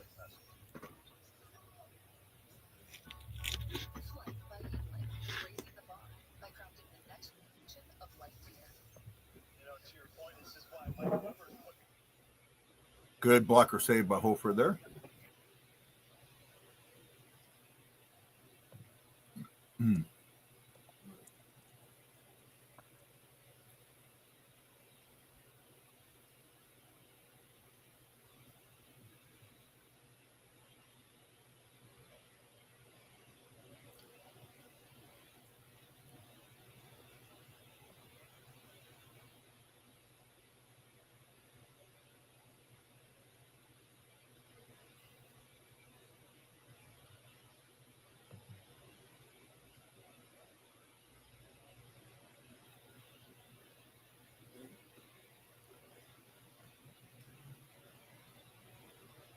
Well, the shots have evened up a little bit more. They are now 8-10. They're 3-1 this period in favor of the Blues. You know, I feel like every time I see the Rangers, they love to do that. They love to do that pop gun, like come in. You know, they have a guy with the puck, and then they have the other guy crash in net, and they try to do that quick cross crease to a tip or to a deflection shot. Yeah, they seem to do that a lot. I do notice that. I think that's not really I think that's a player preference type of thing. They like that. I don't think it's really like a game planning sort of thing. Mm-hmm. I mean, I don't hate it. I mean, it's not. I mean, it does work, but I feel like every time I see the Rangers, because like I said, I think the Rangers have been more pop gun and less of like cycle. I think the Blues have been more cycle than pop gun in this game. Right. So the problem with this Ranger team is that they really want them to skate. They want to be faster. They were one of the slowest teams in hockey last year. They want to be faster. That's why Noah Laba's in there. He plays well. He's a fast player. I just think that the problem is with playing fast is you can't just play fast. You understand? Like if you look at like the Islanders, they're playing really well now, and part of it is because they have multiple guys on the line who could skate, but it's not just anybody who could skate. It's also the puck handling while skating. So when Barzal, Horvat, and Schaefer are on the ice together, it's insane because those guys can skate, can handle the puck, and they move around very quickly, getting the puck back and forth, where you sort of cannot forecheck on them because they'll beat you. They'll go right past you. The Zibanejad got hit with a slap shot clean in the face.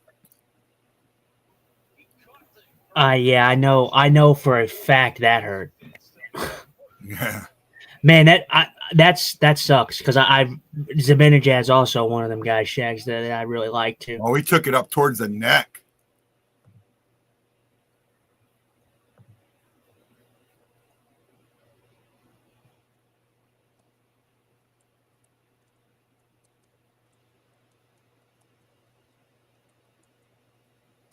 Oh, I know that hurt. Yeah. Yeah, Shag, what I was saying before I got cut out there, that's actually disappointing because Zibanejad actually was the reason I've been like such a big Rangers guy. I like Zibanejad a lot. It wasn't him, but it was 44 Kermisov. Oh, okay. I was wondering because I didn't. I thought it was. No, 44 is Gavrikov. Oh, It okay. wasn't Zibanejad. It wasn't Zibanejad. It was Gavrikov. Tough Oh, guy. okay. Anyways, Yeah. but the thing with Zibanejad is that he was actually the Rangers' best two-way player. He was an excellent defender, and I don't know what went on, but he lost his shot last year, and he lost his office on the left side, and that was it. You know, once they didn't have that anymore, he used to score who knows how many goals from that spot, but.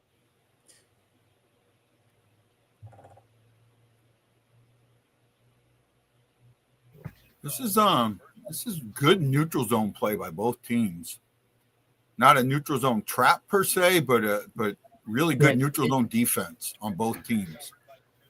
Yeah, it seems it. I will agree, Shag. It does seem like he has kind of lost it a bit, but he was one of the guys that made me start to love the Rangers and why I like them so much. Well, because he was, first of all, he has a great attitude. That's a great thing. He has a great way of going about himself in the game. But that's why I've always actually when I personally my favorite player on the Blues for years was actually Ryan O'Reilly. Mm-hmm. Yeah, I'm big on O'Reilly too. Yeah. Yeah, I was really big on him. He fell off sort of by going to Nashville in that mess of a team over there. Trying to make an all-star team, which was the dumbest idea I've ever seen. But I'm glad someone was with me. Yeah, no, whatever. I don't understand what they were doing there. I know that I can't even figure. I can't explain it. I honestly can't explain it because they didn't even take the same type of players. They didn't build an identity. They just took guys and said, "Hey, we have the money. Let's sign." Yeah, that's either way. Riley got messed over. I'll tell you, with 5 minutes gone almost 5 minutes gone, 4 minutes gone in the second period. The one difference that I'm seeing in this hockey game is that the Blues are not giving up on the puck and the Rangers are. When the Blues are in the Rangers zone, they are not giving up on that puck. They're not backing off. You know, even if the Rangers touch it, somebody's there. They're constantly moving. The Rangers, it's as soon as the puck is in, or when they're no longer in control of that puck, they're breaking off. Yeah. No, they're not focused. They're not. Yeah. Guy, I gotta run, but if I am around at whatever point, I'll try to hop on. All right, guy. Yeah, no problem, Sag. Anytime, Okay. bud. Dude, it is awesome to speak to you guys. Justin, I don't think we've spoken before, but I've watched a lot of your takes. You know your stuff. I like it. I appreciate it, man. Thank you. Great having you on, man. You should know, like when you had Justin on, you have him on often. It's like refreshing to hear a guy talk good hockey with you. It's good. It's good stuff.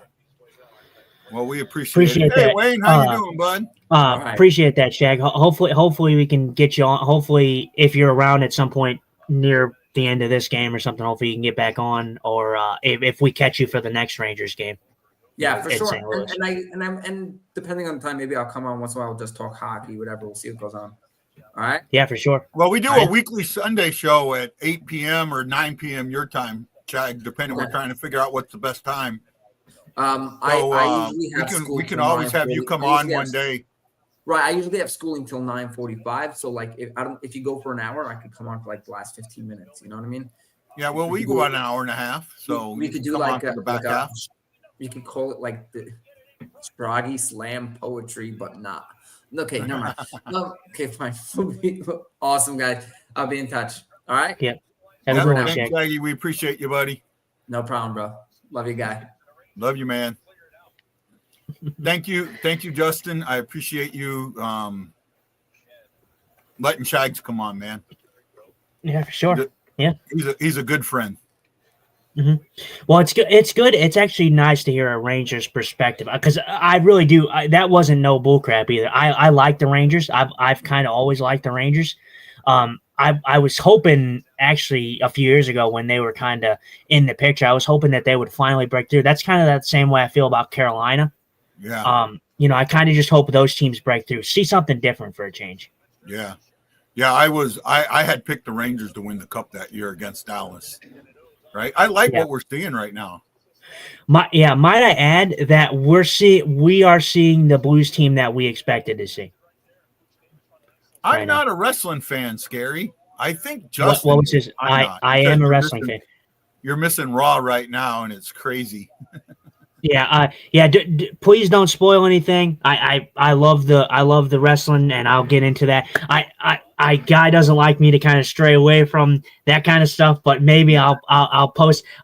I know there's a pay-per-view coming up. Maybe I'll do some predictions or something that I have for that show coming up. Yeah, maybe I'll do something like that. Yeah, But yeah, no, I'm the wrestling guy here. So,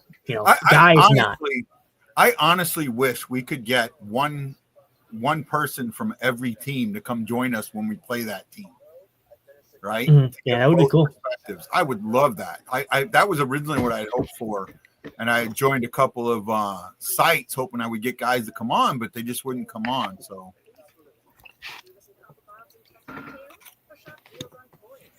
for me, I like that to hear the other side of it,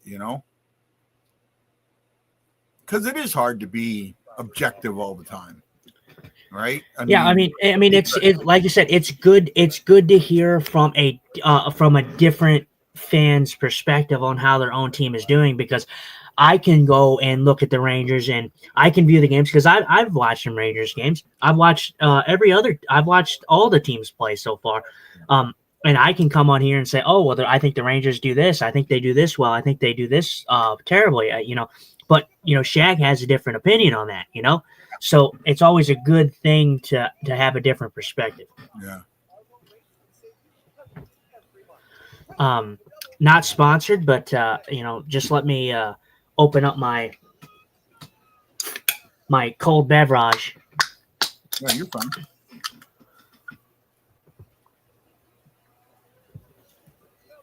Squirt, not sponsored. Good stuff. You know what I drink. Yeah, supposedly spiked tea and vodka. Say again? I said supposedly tea and spiked vodka. Yeah. Actually, that's a good segue. Shout out for Tally's Hideaway. Good place, good food, good people. Big shout out to Tally's, and a big shout out to Aaron Nels and Samantha Rose Robertson. They put that thumb in the air on Facebook. I appreciate you. To all you that haven't. Why not? Mike Mariano asks, who do you think will be Senna's final opponent, Dustin? Yeah, didn't we have like 14 people at one point? Yeah, we did. And we only got 2 likes, but we've been hanging around 7 to 10. I'm cool with it. I take what we get. Like I said, drop. It costs you nothing. Drop that like, drop that follow, share it. Wayne Harder and Mike Mariano, thank you.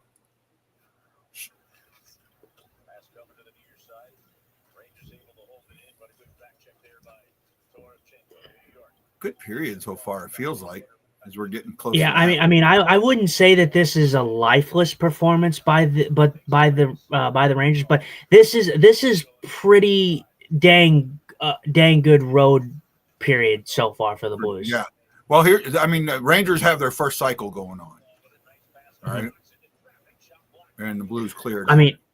I mean, they're just the Blues are blocking shot. I mean, they just seem to be committed to the system right now. Hofer got a stick on that. That was a backdoor that Man, front door, dude, you're backdoor. so far ahead of me. It's crazy. I would like to get at least a little bit synced up for me a little bit. Yeah, next commercial. What are you at? 10:35.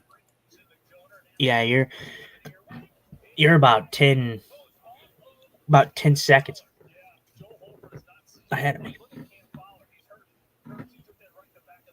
Uh-oh, Fowler got hurt on a shot. Or banged up a little bit. Oh, I didn't hear that. Yeah, he took that shot and said that he got hurt on that shot. I don't know if hopefully he's not extremely hurt. Maybe hopefully it's just a. Has he not been back? No, that was the shot the one that they just blocked, like not even that long ago. So I don't know. I don't know if he went down the tunnel or not. Well, second period.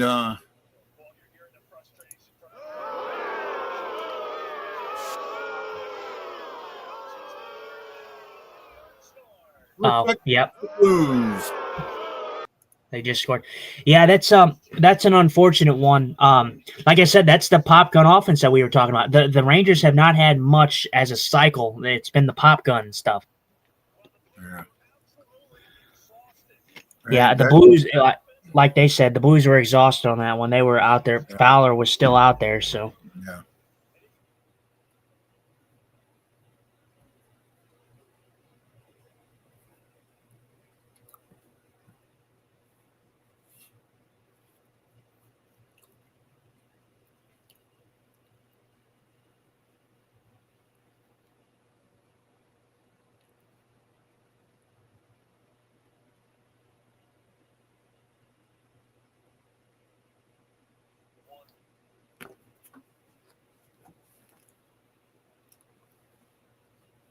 Now I want to see how the Blues respond. I want to see if they don't get, they don't get down on themselves. Okay, it happened. Now, you're evened up. Bring it back. You played well this game. Don't let that change how you played. Yeah, I hope that they can continue because this has been, even though the Rangers have scored, this has been a period I thought that the Blues have controlled.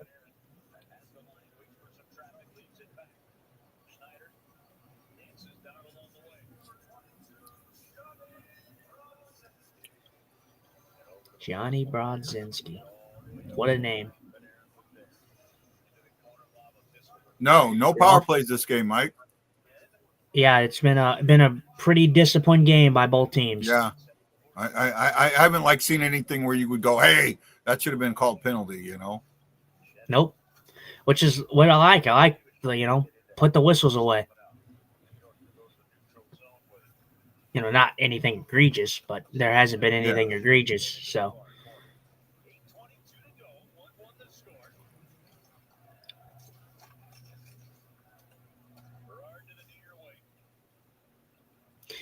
Yeah, yeah, it's disappointing seeing as the Blues' second period has not been good, but it's disappointing because I thought that they've played a good second period so far.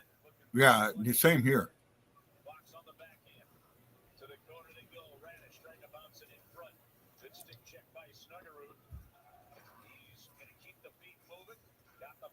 Wow, no penalty on that.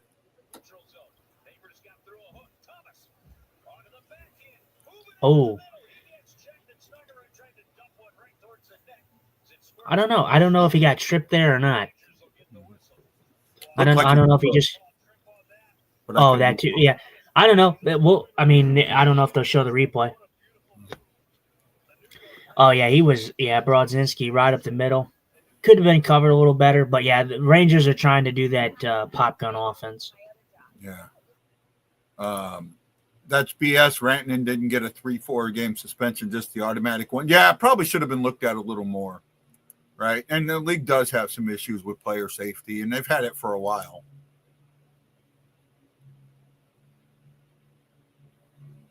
I wanted Dudley Brothers versus the Hardy Boys versus Scotty 2 Hottie and the Grandmaster Sexy. I'm not going to wrestle. I know I'm the Grandmaster Sexy, but I'm not wrestling.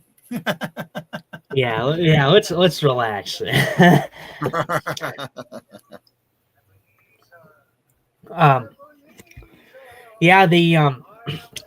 I feel like at the end of the day, like just from what I've seen, I mean, I don't know how I can be frustrated with what I'm seeing. I mean, yeah, another goal allowed in the second period, but I'm like, I mean, are the Blues playing that bad? No, I mean, I can't really say that. I've seen stretches of a team that has finally found their identity in a way. They've cycled really well. They've been the better cycle team in this game. Yep. But we'll see. We shall see.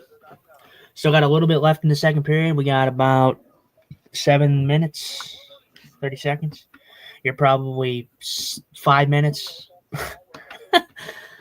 They're showing that Fowler being out there for like 2 minutes. Oh, are they? Yeah. Oh, they're like doing a fast forward simulation.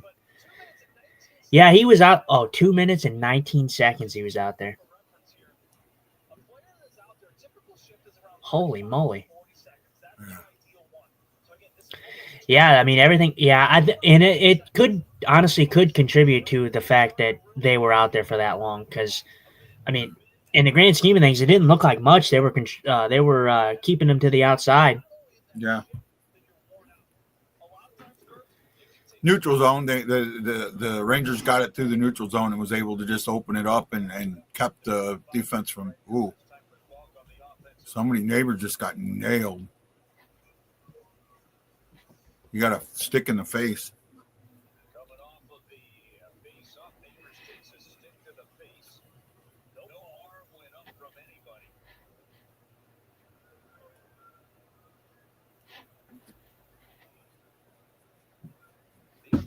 There might be a penalty now.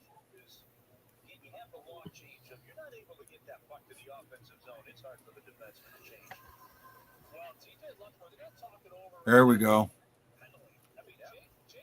They didn't call it right away, but they finally did. Oh, wow. Yeah, he got nailed. How do you not call that? Oh, well, that's a linesman right there.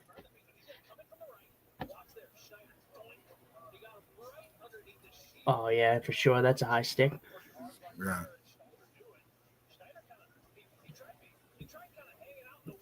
Well, let's see how the power play does. Power play has actually been pretty good. I think we've talked about that in the past.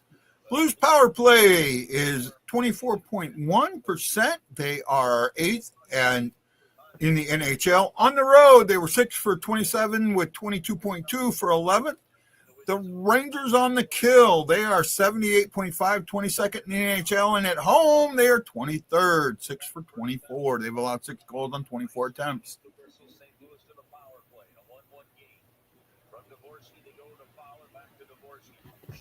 Forsey with a good little shot there.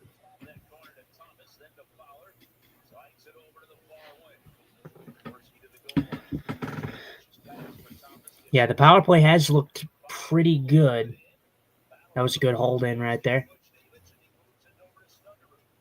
Where are you at right now? 6:54. Oh, okay, yeah, you're still far ahead of me.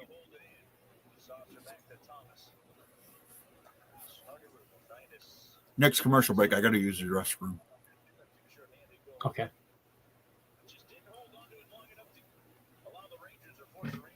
By the way, just so I think that the games that you've come on and done this with me have been better. We're getting you and me are getting a lot much better.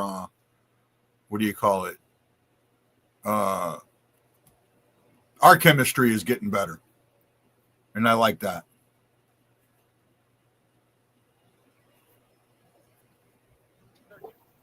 Yeah, for sure.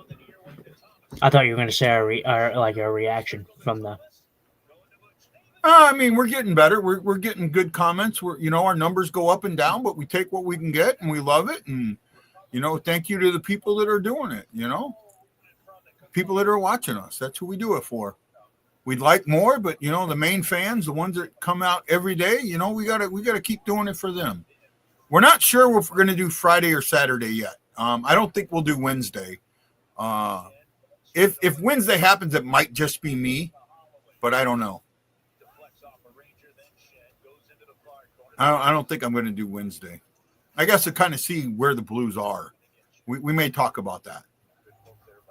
Cool with you? Yeah, for sure.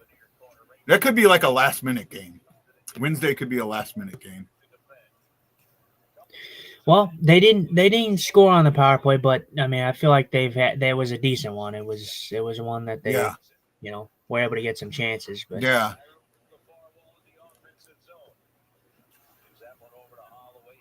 Oh, nice play. Oh, that would have been a great pass to Broberg on the back door. He almost got it there, too.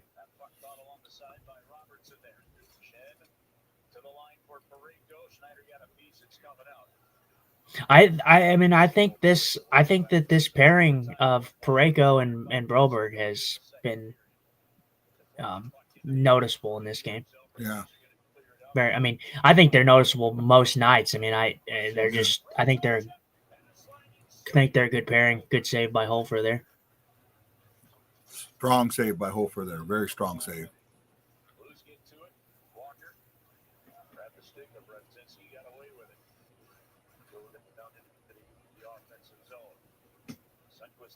Yep, trying to get some support. You got 3 Blues. Just don't be too overzealous.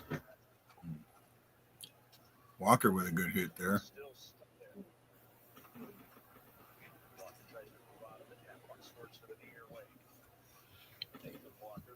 And Aaron still brings the puck up the ice. Wow. Hofer says, nope.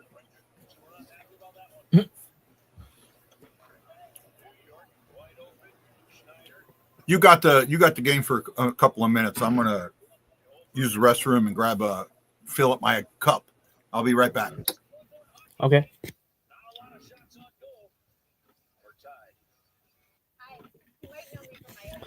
Blues going to the commercial break here. This game has been kind of a nice back and forth. I think both teams have been pretty solid for the most part. I think that both teams have struggled with weaknesses. The Blues continue to struggle in the second period. The goal differential in the second period is just crazy bad. I don't know how any other way to describe it, but it's just really bad. But I feel like they've played better than what that has shown, especially in recent games. But they just can't seem to escape the second period without giving up a goal. The Blues have created a very, very good cycle in this game, one that we all expected them to have in the beginning of the season, but we're finally starting to see that kind of come out for the Blues. So that's always a good thing. The question is are the Blues going to buckle down and continue with the game that we've seen for the first 30 minutes of this game, almost 30 minutes, or are they going to lose it in the late stages of the second or the third? That's the real question that we're going to have to ask ourselves here. But I think as from a fan perspective and a Blues fan perspective, I don't think you can be angry. I don't really see how you can complain about anything that you've seen in this game. The Blues are back from commercial break. This will be the last commercial break. I'm pretty certain of it. And our buddy Dave Gillis says, I wish we would hit more. I don't know about that. I think hitting's been kind of back and forth. I think it's been even. I think it was 9-9 in the first. 14-20. We're ahead of the Rangers just a little bit, but we're ahead of the Rangers, or they're ahead of us. They're ahead of us. Well, that makes sense when you look at it. if you're throwing more hits, that means you probably don't have the puck as much. Oh, wow. What an opportunity. You'll see it here in a second. Ew. Thomas, you beautiful bugger. What a filthy pass that was. Neighbors is mad, yeah. That was an absolute feathery dish to Neighbors. Yeah. My dog Neighbors. You're going to have to bury that one next time, cousin. Ew, Thomas, you beautiful man. What a pass. Well, you see, they're still getting their chances, though, man. Like the shots don't tell you the whole story. I think this game has been very, very good for the most part. Yeah. Oh.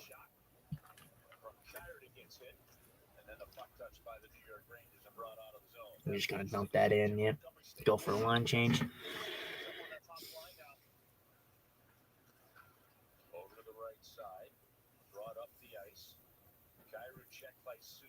Mike says it'll probably be overtime like usual. On the East Coast teams, I don't mind the overtime. You know what I mean? Well, it's what we talked about. It's actually good that you brought this up about. We were talking about that quote on our last show about play for the win at home and play for a tie on the road. But in this instance, play for a point on the road and play for a win at home. So you're kind of flipping that away. Granted, you want to win every game, but it's not going to happen that way. But the way I view this is you're playing an Eastern Conference team, so it doesn't really matter what they do. Yeah. You need to get a point. Any team that you play in the East Coast or Eastern Conference, you need to get at least a point. I'm with you there. I'm absolutely with you. Yeah, because coming out with 0 points against an Eastern Conference team, although they don't have anything to do with you, it still stifles your race in your own conference. Yeah.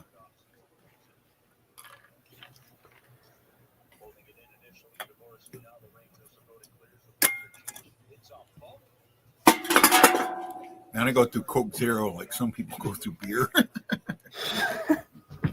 Coke Zero, baby. Apparently, it's good for ADHD. A lot of people with ADHD will drink Coke Zero. Oh, really? Yeah. Caffeine helps actually. You would think with ADHD that you want to slow down. Sometimes by speeding up, you slow down. Mm-hmm.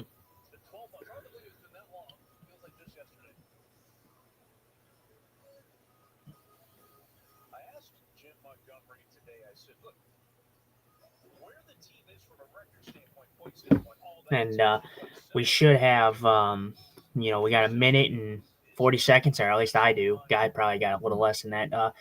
Corey should be joining us for the second intermission.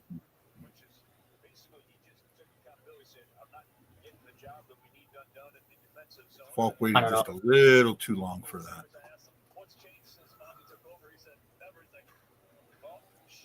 I'm not a big beer guy. I mean, I can drink. The thing is, the beer that I can drink the most, I can't get here. Right? Like, I can drink Busch. You've seen me drink Busch. I can drink Busch. I can drink Busch Light. They don't really have it here. There's supposed to be a couple places that sell it, but they're not close, and they're not easy to get to. You know?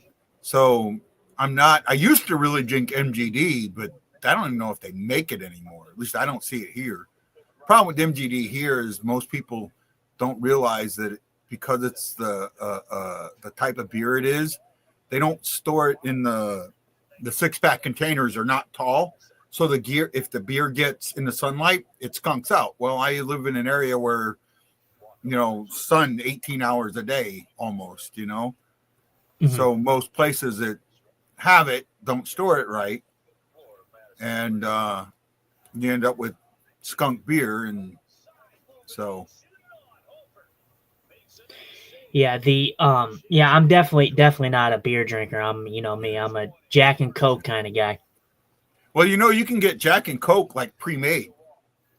I know. Ugh. Yeah, I know. You can get. Yeah, they used to, but they don't. They make them in the cans, and I don't like them in the cans. I like them in the bottle, and Yeah. they don't do that anymore.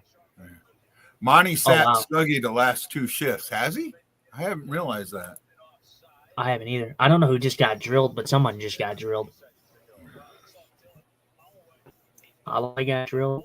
13 shifts. 14 shifts. Kairu 13 shifts. Well, Snuggerud's got the same amount. Thomas 16 shifts. So maybe. I mean, it looks like it's kind of even up. I don't know. Neighbors. I feel like no. Okay, no, he has Thomas 16, Neighbors 16, Snuggerud 14. So that's weird. I don't know. I really haven't. I don't think I've noticed anything bad with Snuggerud, but yeah, I mean, I either. could be wrong. I feel like that line's been pretty noticeable. Yeah. At least Thomas has been. Thomas has been a tank. Thomas the Tank Engine, as we call him. But that's good. That's what you like to see. At least you're seeing it, Thomas. You want to see Thomas be more consistent. He's your best guy. That's the guy that you want to have show up every night. Had Bush double shifting. Okay. I didn't realize that, but all right. Bush Navich hasn't had a bad game. Bush Navich hasn't had a bad game. No. I mean, he's been these last 3 games so far, and this third game, counting this game, the last 2 games, and then this game, he's been fine. He just can't score, and that's the thing. We need him to score. Is the issue? Yeah. Well, that's the end of the period. Score is 1-1. Shots are 14-12 in favor of the Rangers. I don't even want to try the attempts, man. Hits 24-14 in favor of the Rangers. Now it's separated a little bit. 9 giveaways for Rangers, 5 for the Blues. Blues have no takeaways as of yet. That's surprising. I think that's not a good stat because I know they've had takeaways. With takeaways and give, I don't really put too much stock into it just because of how they do it. Like you never know what they consider to be a giveaway or takeaway. It's so weird. Well, welcome back, Mr. Corey Young. How you doing, Corey? He is, the guy with a big bush on his face. How you doing, bud? I grew it myself. Okay. So my predictions are looking all right so far. Yeah. Yeah, my prediction's looking good too. So far, it could be, but yours is looking best. Prediction is trying to get us a crazy third period. Yeah. Well, what we're talking about, the thing we were talking about. I don't know if you were hearing it. We were talking about. Sorry. Excuse me, my stomach just went. Fuck you. We were talking about Snuggerud. Yeah, sorry about that. Snuggerud getting sat for a couple, and then Bush getting the extra, getting double shifted. Bush, and I don't think Bush has had a bad game. I think he's been noticeable. He had a missed shot. He's had a block shot. He's got 13 shifts out there, and he didn't. Blues were on the power play, no penalty kill. I don't think Snuggerud did anything wrong, but Bush is playing. If Bush gets going, this team is really going to they're going to rocket up the standings. Yeah, they'll go on a 3 or 4 game win streak like they need. Yeah, I honestly really enjoyed the line of him, Shen, and Dvorsky. I didn't want them to break that up. I get, you're trying to get them up there, but I like those 3 guys on that line. They seem to because generate. of possibly D-zone face-off. Yeah, that could be. I do like Dvorsky with that line. I really do.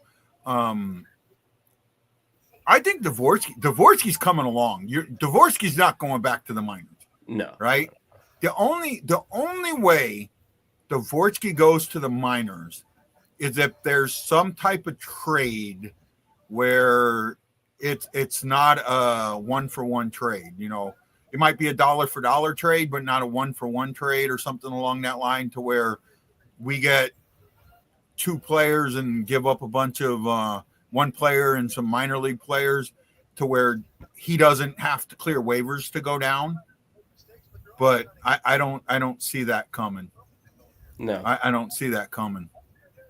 Right. I think you're finally starting to see like the fruits of your labor, developing him, keeping him down. You know, I don't want to say for so long, like, but you're not rushing him up, you know, to the NHL. I think you're starting to see that, and you'd be honestly just dumb to get rid of it. Yeah.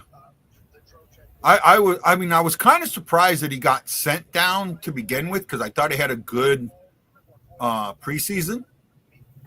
But I was okay with it. And, you know, when the time was right, they brought him up. As soon as, you know, Neighbors got injured, they brought him up, and it was the right move. Yep. Yeah, and Hofer's doing what we're, you know, hoping for. Yeah. Standing on his head. I mean, he's 13 for 14, you know, right where he needs to be. And then, you know, you look at Shigerski, 11 for 12. You know, the goal that he gave up, they did their job. You know, the Rangers did their job. They got the Blues kept out there. They got them tangled, long chains. They didn't, you know, the Blues didn't do what they needed to do, and it cost them. Yep. You know, they got behind. That was, you know, there's backdoor pat, 2-on-1 basically, and I can't fault Hofer for it, and I can't, you know, fault it. The Rangers played a good play there. Yeah. You know? Yeah. How long did they say that Fowler? 2 minutes, 20 seconds. That's insane. Honestly, like watching it all sped up, I was like, God, that, like, you hear 2 minutes and 20 seconds, you don't think too much, but like when you're out there, like going at 100, like, yeah, it's exhausting. Well, and they did a good job.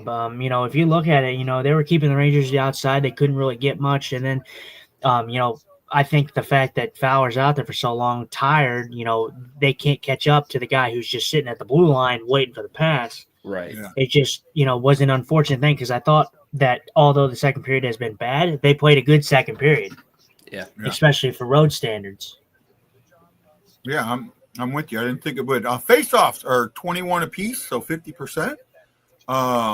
Blues have blocked 15 shots. Rangers have blocked 12. Rangers have 2 takeaways. The Blues have none, but I think that stat is all wrong. I covered the other stuff. We had 1 goal that period, 1 penalty. The penalty came on Schneider for high sticking, and the goal, Voracek got it on after holding the Blues out there, or holding the Blues in their zone for almost 2 minutes, from Brzezinski and Fox. I kind of get that there is a thing with you know, the giveaways and turnaways or takeaways, but I find it weird, like you said, how the Blues have 0, but the Rangers have 9 giveaways. I kind of find that weird to me.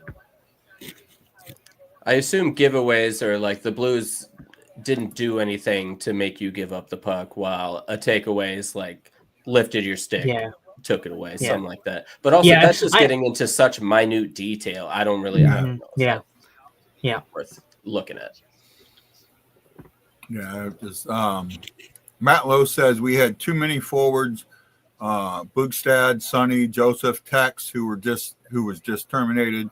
All 13 forwards is the only reason Devo didn't make it out of training camp, and that's possible. Yeah, there was a big surplus there. I mean, that's one of the reasons they got rid of a forward in Bolduc and got back a defenseman in Maven. Yep. So my only issue with that trade is we didn't get enough. Yeah, just we didn't get enough. The one guy. Huh? Just the one guy, no picks, nothing like that. Yeah, there should have been picks involved, and you know, I don't know why. And again, with the picks, to be honest with you, if it's a 4th or lower, it's a nuisance pick to me. You know, it's an absolute crapshoot. You know, you go look the last 10 years, how many fourth, fifth, sixth, seventh round players are really in the NHL, all right, or are significant players. There's Right. not a lot, you know.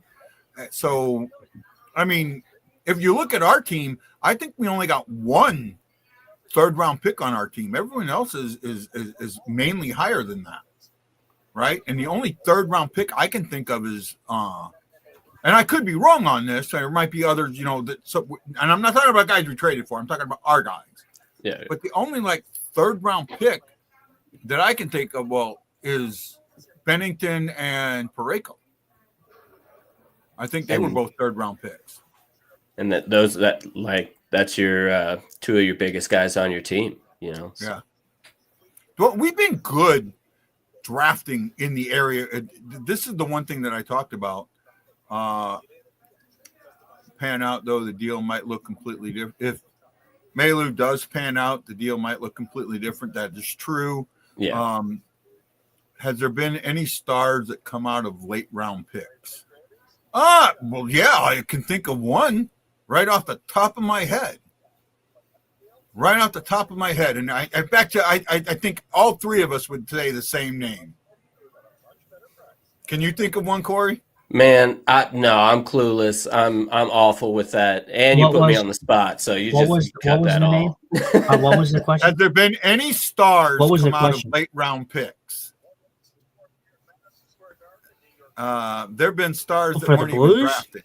Yeah, for the Blues. Or just in general? For the Blues, I can think of one right off the top of my head without even. I can think of a Hall of Famer. Tarasenko? Off the top of my head. See, I was gonna say you overestimated this guy. Brett Hull was a sixth round pick. See, I didn't know that. Oh, yeah, well, sixth well, I round mean, pick I wasn't alive, guy. Quit screwing with me here, guy. Give me something where I was alive for it, okay, man? How about this? No, but Wayne Gretzky was undrafted. All right, I'm not taking any questions at this time. Martin St. Louis undrafted. You know, Hall of Famers there. Oh, man, great player. Okay, so there's an asterisk. There's a huge asterisk on Gretzky, right? Of course. He signed a deal with a rival league, and the rule was that if they were in the rival league, you couldn't draft them. So there's a huge asterisk there. But yeah. So now, go ahead. No, I wanted to get into a different topic because I'm scouring Twitter because I was interested on what was posted on Twitter or anything like that. Yeah. And the just if you go look at the Blues Twitter, just look at the negative. Just look at the negativity in the comments. It is outstanding. How do you? I get it. As a fan, you're frustrated with a start, but how can you watch this game and have negative thoughts about it? I don't see much negative in this game. No, I'm with you. I haven't. I mean, I kid you not. When this game is done and over, go look at the post where the Blues the Blues Twitter post the game is 1-1 now. I kid you not. All the negative crap you see on that. I don't understand what people see. I really don't. I'm going to it. The Rangers tied the game. Is that the one? The Rangers tied the game midway through? Yeah, Rangers tied the game at 1. Yeah. Okay. Just all the negativity. For me, I would really love to see from their perspective on what they actually see. I really, really would. You are right. Tucker was a fifth round or sixth round pick. So that is, and Kessel was also, I think Kessel was a late round pick also. Well, Tucker's not I wouldn't say that those guys are stars. Yeah. So here we go. I'm going to read them. We got a few moments. I'm going to read them, and you guys stick with the 100. Stick with the 101 degree. I just can't enjoy a hockey game. That's what happens when you emphasize speed. What the F are we doing? Malu on the ice again. Shocking. I'll yell it louder. 2 shots in 10 minutes. It's not enough. The key to watching the Blues this year is turning the game off after the first period.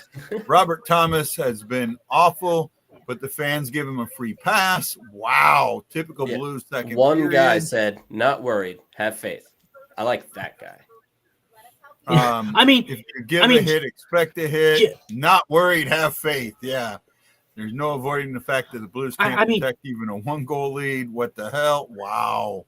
Yeah. You're right, man. This is bad. Can you like, I'm sorry. I get it. I get it. You're a fan. You pay for this. You want the best product you can. But how do you look at this game and tell me the Blues have been bad? I'm sorry. You cannot tell me that. I'm looking at the stats right now. The Blues have not been bad in this game.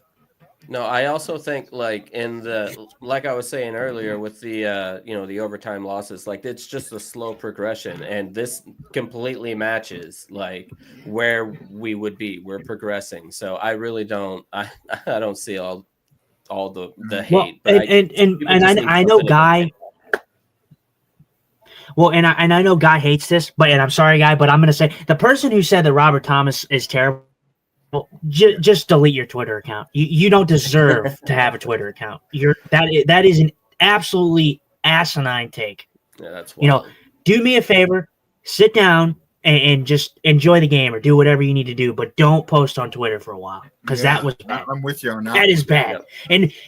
And all the Mayu doubt, I get it. Mayu has been bad, but to the person who said, "Oh, Mayu on the ice again," go figure. Mayu's had a good game. Yeah. He's not been bad in this game. So Fowler on the ice too. Fowler on the ice too. So yeah, I'm with you. I'm absolutely with you. This is for the most part been a pretty dang good game. Yeah. Right. I'm looking at a 1-1 game, going, okay, this is what it's been. Now, would I say this is a sore fest? No, I wouldn't. I think it's been a well played defensive game. I think it's been kind of like a middleweight fight, jab, jab, jab, jab, and an occasional left hook in there. And, sometimes those turn out to be really, really good fights. I mean, it's all for entertainment. You want a close one, right? Like, do you want to blow them out every single time? You know what I mean? Not that they can do that right now. But. And I think that's what I truly believe that Blues fans want. And I just don't understand how you don't realize that you're playing another professional hockey team. They're not just, no team is going out there. Okay, boys, let's just let them destroy us tonight. No team is going to do that. So why are you expecting the Blues to put up 8 on the Rangers? The Rangers are a good enough team to where you're not going to put 8 up against them. It happens in rare occasions, and those are off nights. But on most nights, you're not going to do that. Yeah. And I've said this. I don't know if Corey's ever heard me say this, but I know Justin has. The difference between the best team in the league, which is right now the is it the Avalanche? The Avalanche, and the worst team in the league, which I think is the Flames, is minuscule. It's minuscule. We as fans look at the teams through an electron microscope, right? And because of that, we see these we see it with huge differences that aren't really there, right? And that's the thing. We need to understand that the differences are not as bad. And, any night, any of these teams, you take the Calgary Flames right now, who have the worst record in the league, and you put them up against the best team in the AHL, and they're going to beat them 3 out of 4 times, right? 6 out of 7. They're going to beat them, right? They're going to win a 7-game series, hands down. So to sit there and say they're horrible is not right. Yep. And I like this. I mean, the amount of negativity. I mean, it's crazy. We might see that the cycle will wear the Rangers down this period. And the Blues have, for the most part, other than the 1 goal that the Rangers got, the Blues have controlled the cycle. Yep. Right? And if the Blues continue to control the cycle, Chris is absolutely right. We are going to wear them down. Right? We are going to wear them down. By the way, man, next time I come home, Corey, we got to get together, bud. Yeah, I'm just I got stuff that keeps me here, so that's my issue. I know, but we'll Yeah. figure something out. All right. Well, here we go. Yep, these boys are getting going. Puck drop. Right. Are you sticking with us for the third, Corey? I want to, but no. Those things that keep me here are in the living room, and they're going to be Okay. very loud. So. Yeah. But I understand. problem, man. Yep, Are you gonna be back for the post game, or how's that working? Probably not. I think this is probably me for the day, because after that I got dinner, and then after that I got bed. So No problem, man. We look Okay. forward to you coming on sometime again and getting another show set up with you. I appreciate you guys. Thank you. And again, We're let's going, go Ranger Blues. just scored 2-1. Yeah. All right. See you guys. Oh boy. Okay. See you, bud. Bye, Corey. Bye. Uh-oh. Ah, A tip?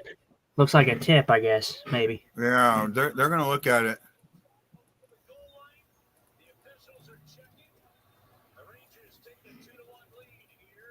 He didn't look overly enthused about that.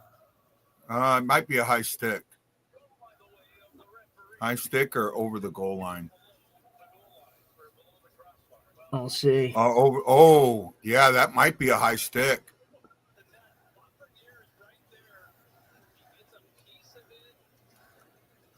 Oh, yeah. Oh, he's in the air. That might be a high stick. The reason I'm thinking that is because you look at Lafreniere's reaction. It's almost like he knows. Yeah, well, they didn't. Oh, okay. Yeah, I feel like the Blues just aren't going to challenge that and just hope that it, chances are you're taking a 50-50 bet, Yeah. All right, well, Blues got to dig in early here. Yep.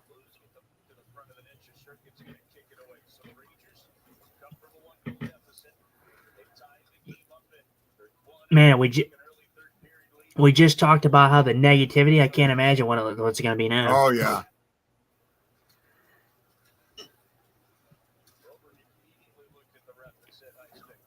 I don't know. To me, that looked like a high stick. Oh, they just said that Broberg looked at the officials, and he said that he knew. He said it was a high stick, and then they just said no. I don't know. You would think that obviously as a fan, like as a player, you're not gonna say, oh yeah, it's not a high stick, but you got to think that the players would know best, right? Yeah. Being right there. Yeah. I don't know. I mean, it was like you said, it was called a goal on the ice, so the Blues just probably weren't going to challenge it because it's a 50-50 chance. Yeah. The thing was, for me, you look at him, he jumps in the air, and to me, that's going to take your stick over the crossbar. Yeah, I mean, and like I said, if the success rate for the calls being made right were in consideration, the Blues probably would have challenged it. But seeing as that stat has not been in the favor of anybody, they probably just said screw it and left it like that. Yep.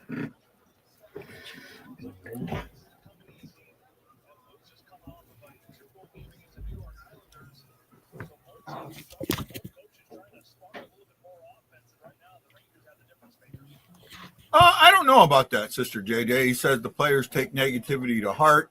They can feel it. They need to feel support. I don't completely know about that.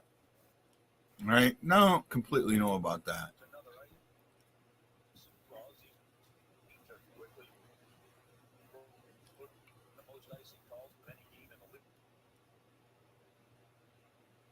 It's going to be one of them games that if they do lose, they don't, at the moment, they don't deserve to lose.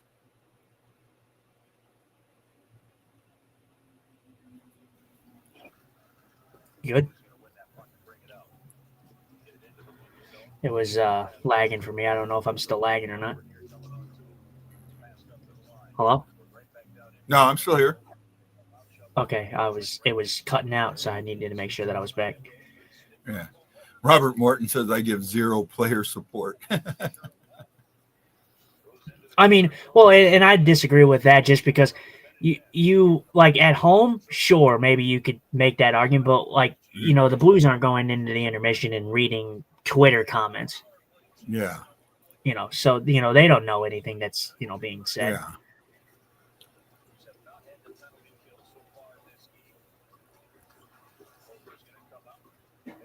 I don't know. I'm hoping that the Blues can dig in and get one here because this has been a good enough game to where it's been so back and forth.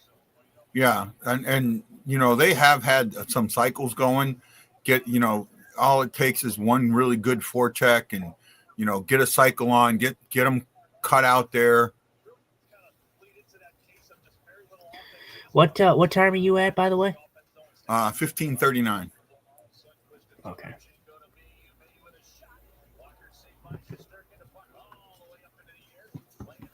See, they're getting a cycle going now. I just wish I wasn't so far behind. How far behind are you? I'm at 15:28. Yeah, then we're even. When you said 15:20, that's what I was. No, I said 15:28. Oh, okay. So you're 8 seconds back. I didn't hear the 8. 15:10 now. Okay. Yeah. About 8 to 10 seconds back.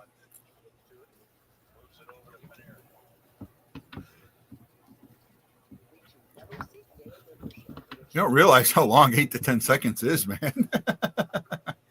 Especially when you're doing this. Yeah.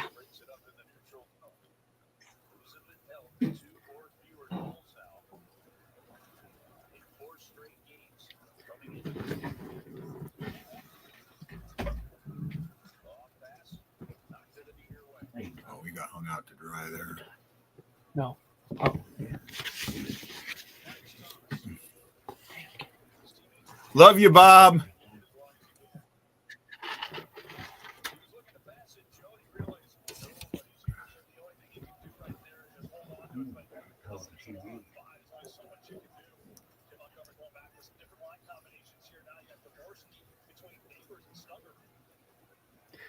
So they changed up the lines a bit.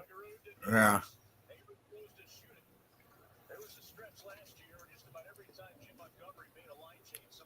There's the line people have been dying to see. Neighbors, Dvorsky, and Snuggerud. Yeah. What time are you at? 13:40. Okay.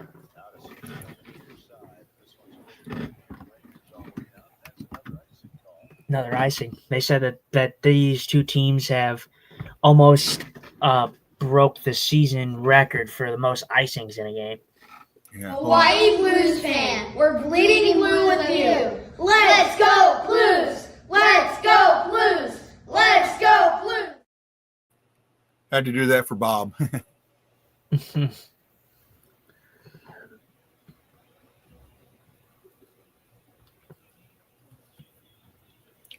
13:32 to go as we go to a commercial break. I'm the goal.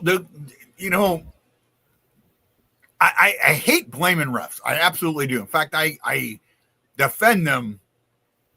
You know this. I defend the refs, right? Mm-hmm. But you go back and look at that. I wish. Well, the thing is, Toronto reviews all goals, so maybe Toronto didn't see it, or maybe just from my point of view. But I just felt like when I seen him jump up, that's got to be a high stick. When he's holding the stick, he's at, he's basically at the crossbar, and he hit it while he was in the air. Right. Devo and Snuggie I feel like it could. Well, the thing is the NHL wants. Go ahead. The thing is the NHL wants as least amount of stoppages as possible. So, Honestly, yeah, they can review every goal, but honestly, let's be honest, they're not going to go out of their way to stop play. If I'm honest, if the Blues challenge it, then yeah, they look at it. But like I said, that's the problem with, like you said, how the challenges work. If you challenge something, you go on the penalty kill, and if you lose, but then if you win it, you don't get a power play. So it's kind of like a now on that lose situation. So on that one, I'm all kind of okay with not getting a power play, right? Because a high stick for the goal, that's not a penalty, right? But on goaltender interference, that's an actual penalty, right? So if you're calling off a goal for goaltender interference, then it was a penalty, and it should be called that way. And the team should go on the power play. Now, for a high sticking, no. But for a high sticking, I don't think if you challenge a high sticking and lose, you shouldn't go on the penalty kill. Right? I know why they did it. Because teams were calling for reviews on ones that they knew weren't reviews and using it as a timeout because they were going to lose their timeout anyways. Right? Mm-hmm. Every goal is reviewed by the league. Believe it or not, every goal is supposed to be reviewed by the league.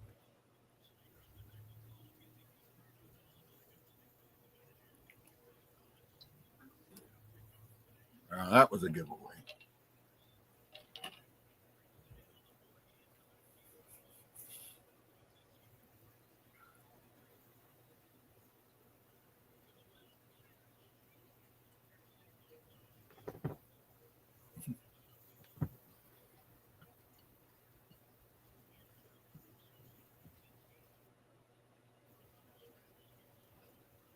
Blues are scrambling a little bit.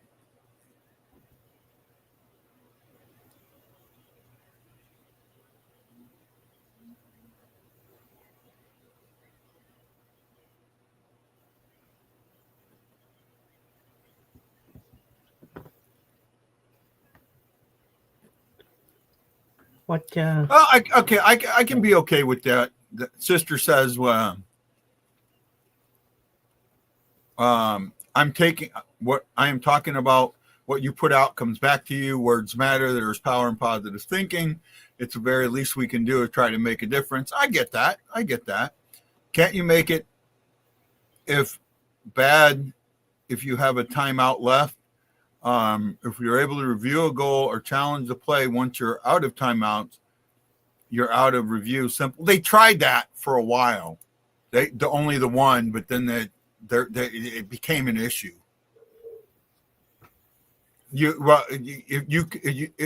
you won the review, you kept your review. If you lost it, you lost your timeout and the review.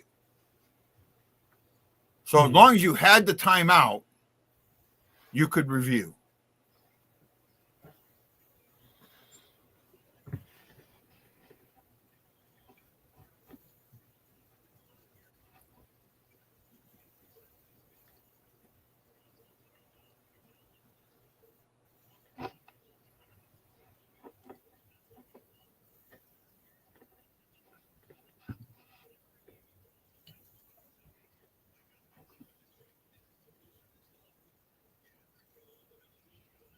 Well, Hoffer's playing well.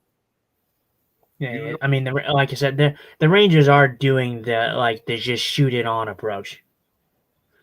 Not much cycle, just shoot the puck. I would like to see the Blues get a little bit more face-off stability here. They're losing a lot of face-offs. Yeah, it was evened up. It probably has shifted. It's still showing even. Yeah. Just from what I've seen, at least in this period, it feels like the Rangers have had the edge. Yeah.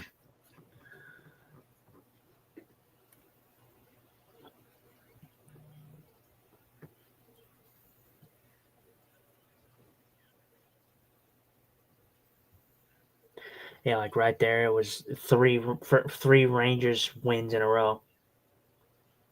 Oh. Yeah, and they scored. Yep. Yep, that's like I said. That kind of came back to kill them. The three face-off wins in a row. Yeah. You got to have a face-off win in there, man. Yeah, Benner starts on Wednesday no matter what. Benner starts Wednesday.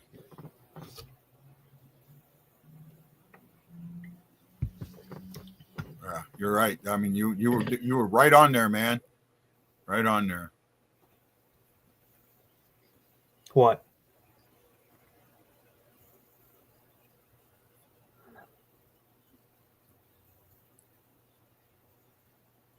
Was that Rimp? Who the hell was that? Rimpe? No. No, it was that guy's huge Erdstrom. though. Erdstrom for Gervonkov and Fox.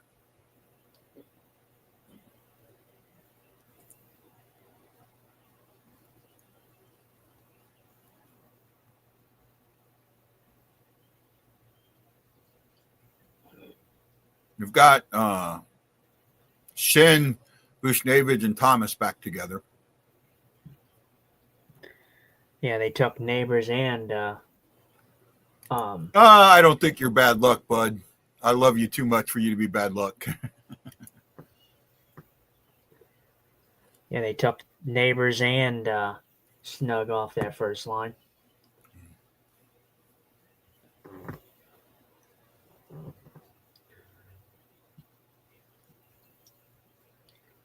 This is the point where I think the Kyrou haters come in, because when they get behind, Kyrou feels like he feels like he's got to do it all on his own. And that's where he makes the mistakes. Mm-hmm. Oh, quick wrist shot. Oh, very good try there. Yeah.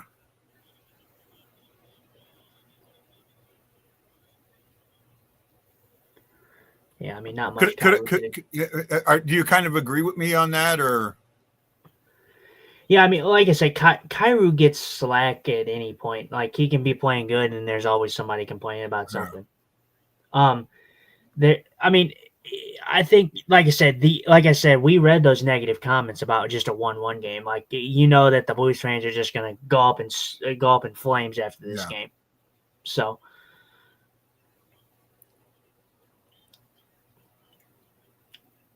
The Blues have lost their kind of offensive edge in this period. Yeah.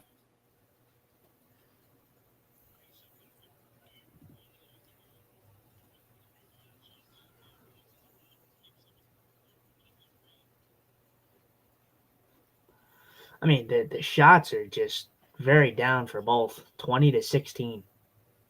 Yeah. I mean, right now it feels like, can we get rid of Shen Boots, Sonny? No, Jeff Horseman. Hey, Jeff, been a while since we've seen you. The only one of those that you could you could get, you're not getting rid of Bushnevich, not with that contract. Shen maybe, Sonny maybe. People hate on him like they hated on Eric Brewer. Yeah. Eric Brewer got a lot of hate. I don't remember that. I know about it, but I was kind of out there.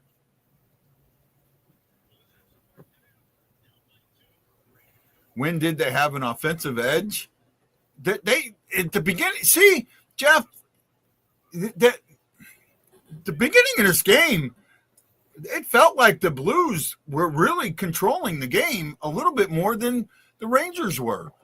You saw the cycle. They had a good cycle going, and the cycle got the first goal, right? So, yeah, I do think that for a while the Blues had an offensive edge. It was even. I would say pretty even in the first. The Blues controlled the second. The Blues were the better team in the second. And then, although the Rangers did score in the second, the Blues were a better team in that period. And then this period, we're seeing an offensive edge that's not there in the third. So, yeah, they have had offensive edge in this game. Yeah, I agree.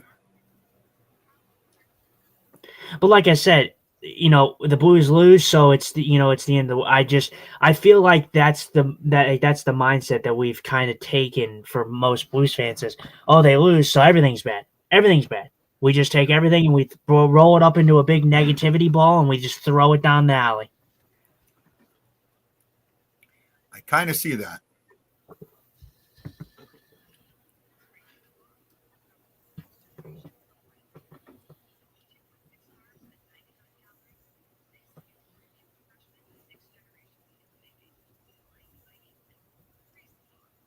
Yeah, I mean, it definitely didn't help in this period that the Blues end up, letting up one early. I mean, it was one like you said that I mean, honestly, it's a Eastern Conference. I mean, I probably would have challenged. It is early. I understand what they were doing, but I mean, why not just give a challenge? I mean, your penalty kill has been okay. You haven't had to kill a penalty, so I mean that could have been a negative, but still, I mean, I could have probably went and took the challenge on it. Yeah. I think I don't know. I may have I'm with you. Well, I mean, they got a video coach, but it seemed like it was kind of quick. They dropped that puck kind of quick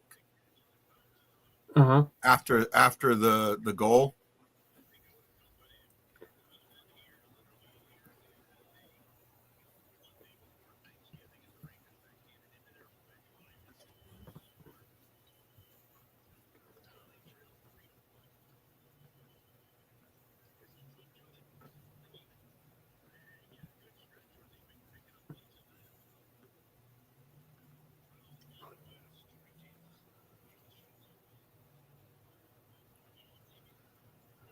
Yeah, Blues definitely they got to get one here very very quickly. Yeah. I think to have a shot at near the end of the game here. Yeah. I mean, because like I said, like even though this game is 3-1, it doesn't feel like this is a game that the Rangers have just utterly dominated. No, not in the least bit. Oh, nice little move there by Hopper.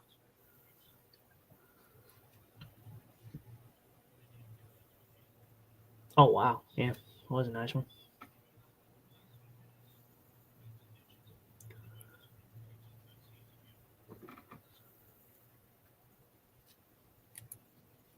Yeah, it did feel like the Blues were controlling the game for the longest period of time and then it just kind of slipped away from them. And, again, what I said, the difference between the best team and the worst team in the league is minuscule.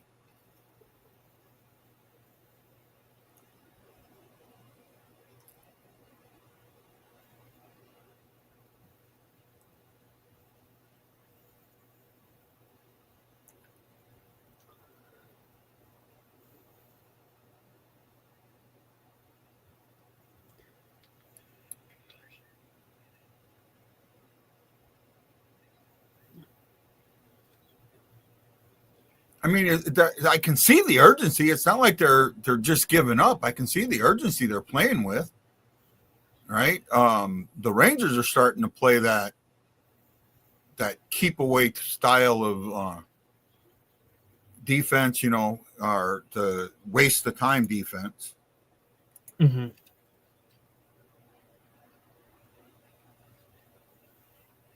Oh, we're going to the power play, it looks like. Yep, Neighbors got popped in the face again.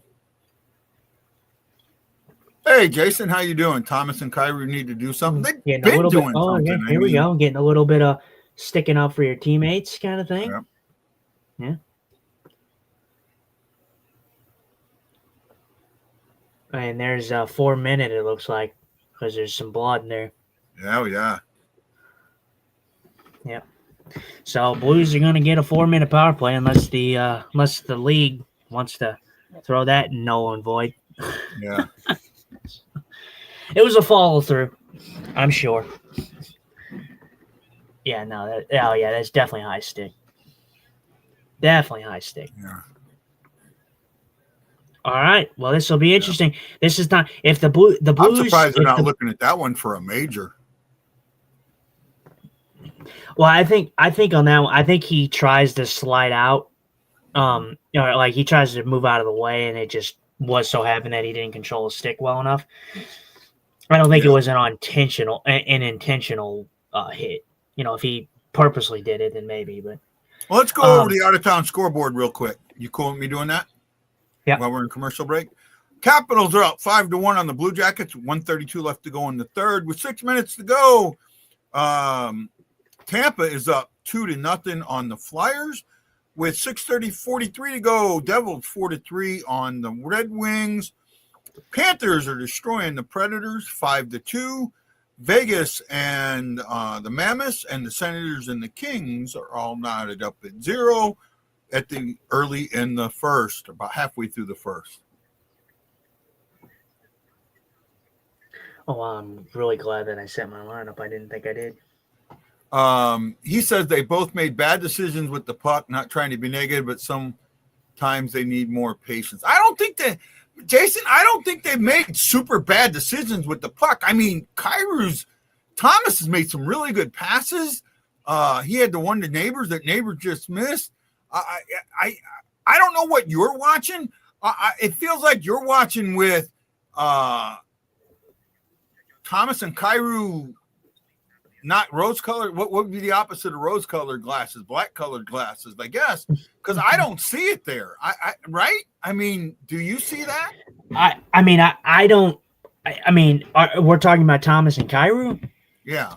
I mean, Kyrou or Tom. Both guys have had their moments in this game.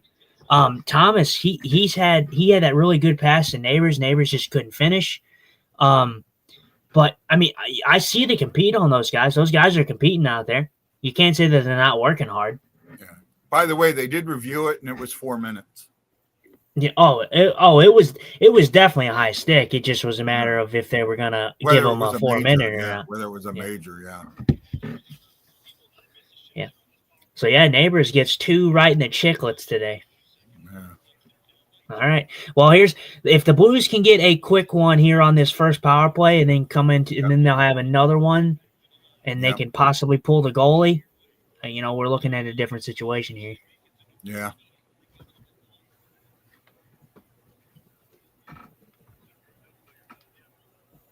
It's okay.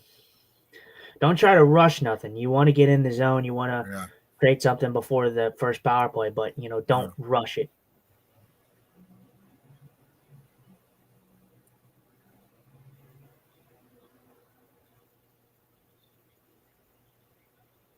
Ew, that was a gross keeping. I don't know if you saw that, but that was gross. Yeah, it was good. No, that's not a good shot, though. Kept it in, but then it was a shot right into the shin pad. That's what we like to call it, Kevin Shattenkirk. Right in the shins. Right in the shins.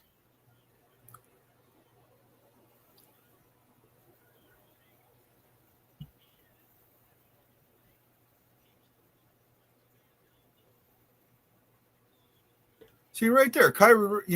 He came away with the puck on that one. I mean, that's Holloway lost that one, but it's in there. Falk keeps it in.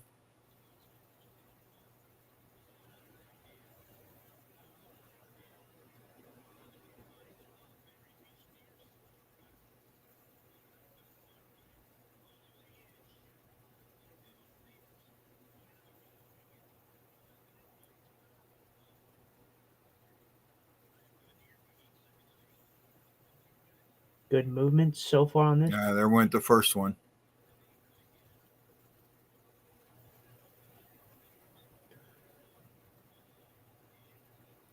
Oh, seems like they got the movement though. Yeah.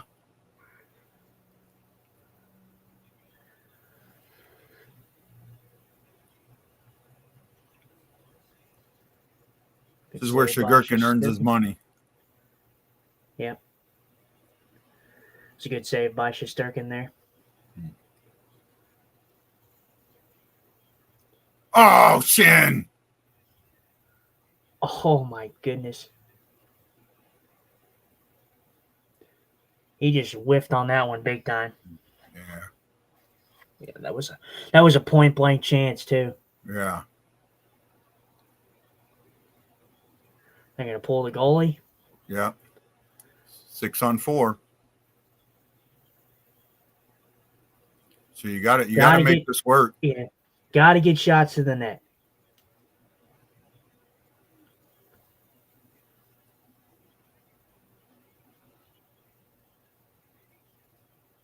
Oh, my goodness, what a save. Yeah.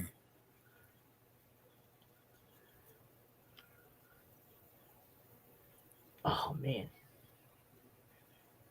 Oh, my goodness.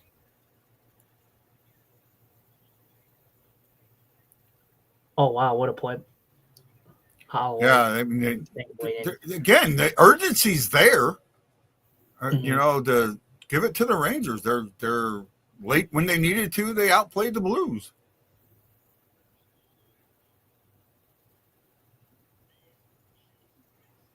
Oh, he hit the freaking post. Yeah. May you hit the post. Yeah. Blues need to get one quick here. It has to be quick. Yeah. Well, they killed the Blues. Still have an empty net, but they killed the power play. So Yeah. good kill by them. The Blues had some great chances though. They did. Yep. They did shoot the puck. So yeah, they're out shooting them now, 21-20. So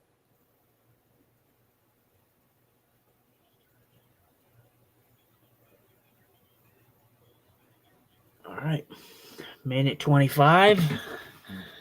well, I mean, they say they can't score in 4 minutes. I mean, the Blues have had a good power play, and you know, that was again, I don't think that was a bad power play. You know, I thought that they got good, decent puck movement. Bob did say not enough movement by players on the power play, 2 stationary in our corners, maybe 3 shots on goal in 4 minutes. I thought they had more than that, but I can see that. I didn't think it was a bad power play. I thought they were trying to get it set up. Yeah, I mean the first portion, the first part of it was kind of a little rocky, but then they kind of buckled down I would say maybe halfway through that first power play, and then they had the 3 minutes where they were pretty much in the zone consistently. For the 3 minutes. So, I mean, Shesterkin had some good saves, might have overpassed a bit, could have moved around a little better. But, I mean, you're in the zone. You didn't give up a shorthanded empty net goal. Yeah. So, Steven, they did shoot the puck. The Rangers were blocking them. That's what, Rangers were blocking everything there. I felt like they were trying to get the puck to the net, and they had guys in front of the net. It felt like they were trying to do the things they needed to do.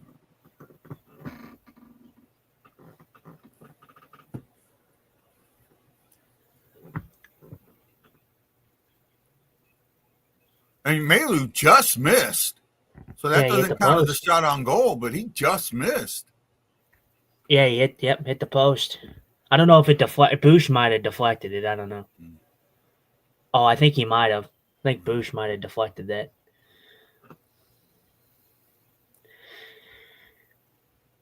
Bush!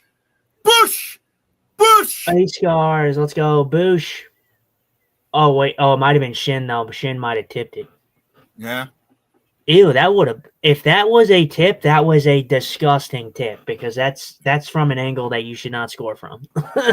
Yeah. That's a Sidney Crosby-esque tip right there. If that's who scored that, let's see it. Let's see. Oh, I don't know if it hit Shin or not. I don't. Shin led though. Yeah, it might have hit Shin in the lower region. Yeah, I think it might hit him in the leg, in the thigh. I think it did. I don't think there's any way that puck goes in if that's just a clean shot. The way that angle is. Yeah. All right, well, here we go. We're gonna, Hofer's gonna start kind of halfway out of the net, until the Blues get in the zone, and then looks like he's pulled. Is he pulled? I thought that they would have kept him. I thought they would have. No, okay. Left him on the bench. That's an interesting move. I would have waited until you got in the zone.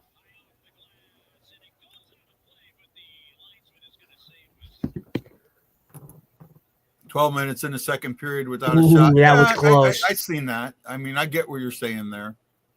That was close. He's lucky that didn't go completely out. Did you see that? Fox clearing the puck right there, there. Said it deflected off of something. All right. Gut check time here. See if the boys can tie it up. 50 seconds, not much time left. Nope. 1 or 2 rushes. Yep, they got to get this puck in. There you go.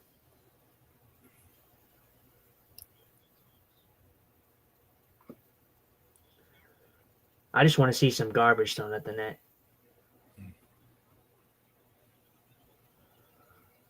Yeah, they're just going to throw that out. Nice hold. Oh! Bush just completely missed it. All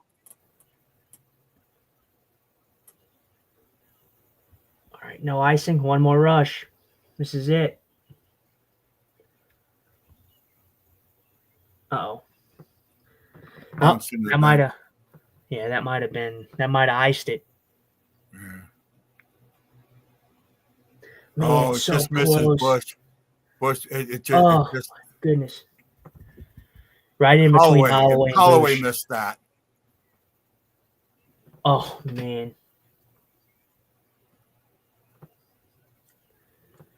Oh, my God. Right through his legs. Yeah. Yep. I think that might have. Okay, so they're getting yeah, this has got to be quick. They gotta win this face-off, get in the zone, and hope to get a quick shot on that.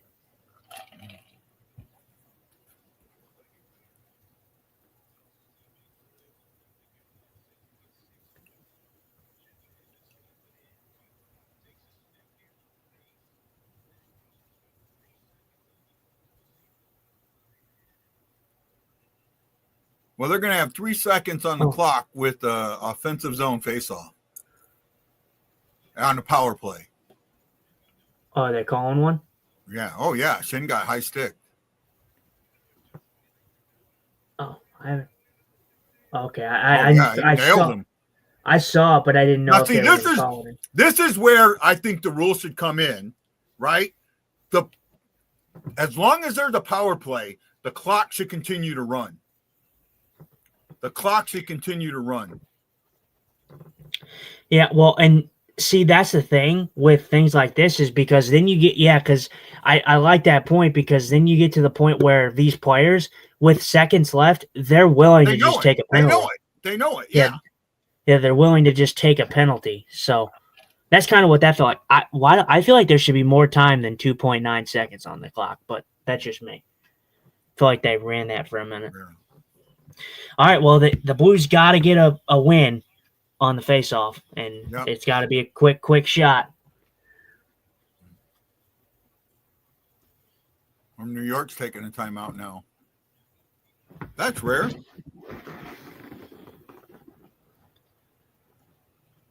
Yep. Definitely got to be a quick shot for sure.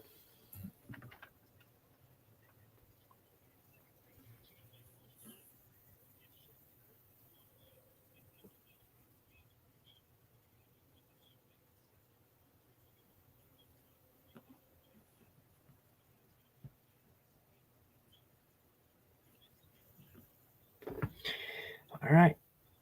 Here we go, guy.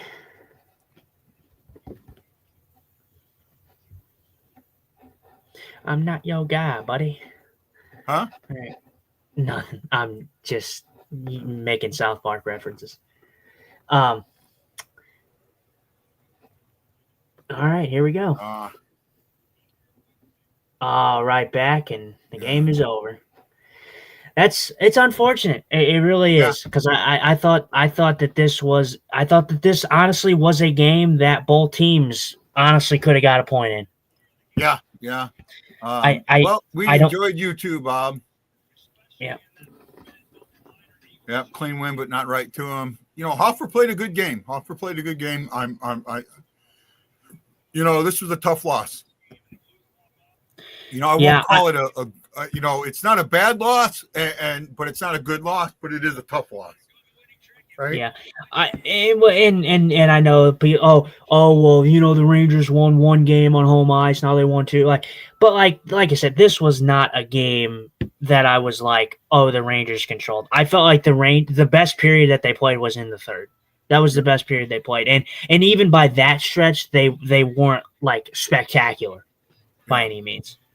No, I'm with you. The high stick felt like it could have went either way, honestly. Yeah. And I felt like this is a game that they should have won. I do feel that the high stick should have been challenged because the reason that I feel like the high stick should have because they dropped the puck so quick. Yeah, they did. They Oh dropped yeah, the puck very, very so quick. quick. Very quick. All right. And that tells me that they think it was close enough for it to be a tough review. Hmm. Well, hey, I know you're going to go do post game with Let's Go Blues Radio, correct? Yeah, I should be. I haven't received anything yet. But yeah, I should be. Yeah. Well, I'm gonna just. Yeah, you good? Yeah, I'm going to go ahead and end the show and let you go do that. You can check Justin out on Let's Go Blues Radio. If you like watching them, watch us, watch them, watch us both. And, I appreciate them letting Justin on. And Justin's going to make sure they know all about me and the show and what we do here. So have a good time. And, Justin, enjoy yourself. I'll see you guys. I don't know about Wednesday. Wednesday's a maybe. It'll be a last minute. We will either do Friday or Saturday. And then we'll do our regular Sunday show. We're hoping to have a guest. Have you got anything locked on that?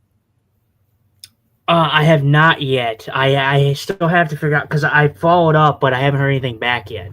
So Okay. I might need to follow up again and just to Okay. make sure, see what's up. No problem then, Justin. I love you, man. Take it. Have a good night. I will see you guys all later. Justin, how do we end this show? I think we got to ask the girls. Where are the girls at? What are you wearing? A Canadian tuxedo. And I'm a hockey player. Let's go Blues. Let's go Blues.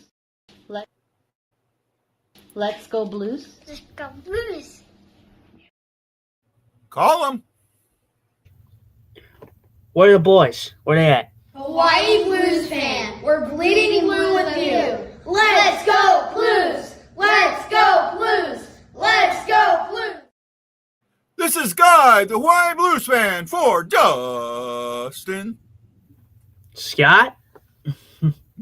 Eagle Eye. Eagle Eye. I forgot the Eagle Eye, but you stunted me there. I thought you were going to say me. All right. This is Guy, the Hawaii Blues fan, for Justin, Eagle Eye Scott, and the BlueNote Fan Report, saying you got to know that we're always bleeding blue with you, and As always, it's Let's Go Blues. this is Guy saying we'll see you, aloha, mahalo, and we'll see you next time on the BlueNote Fan Report. Aloha.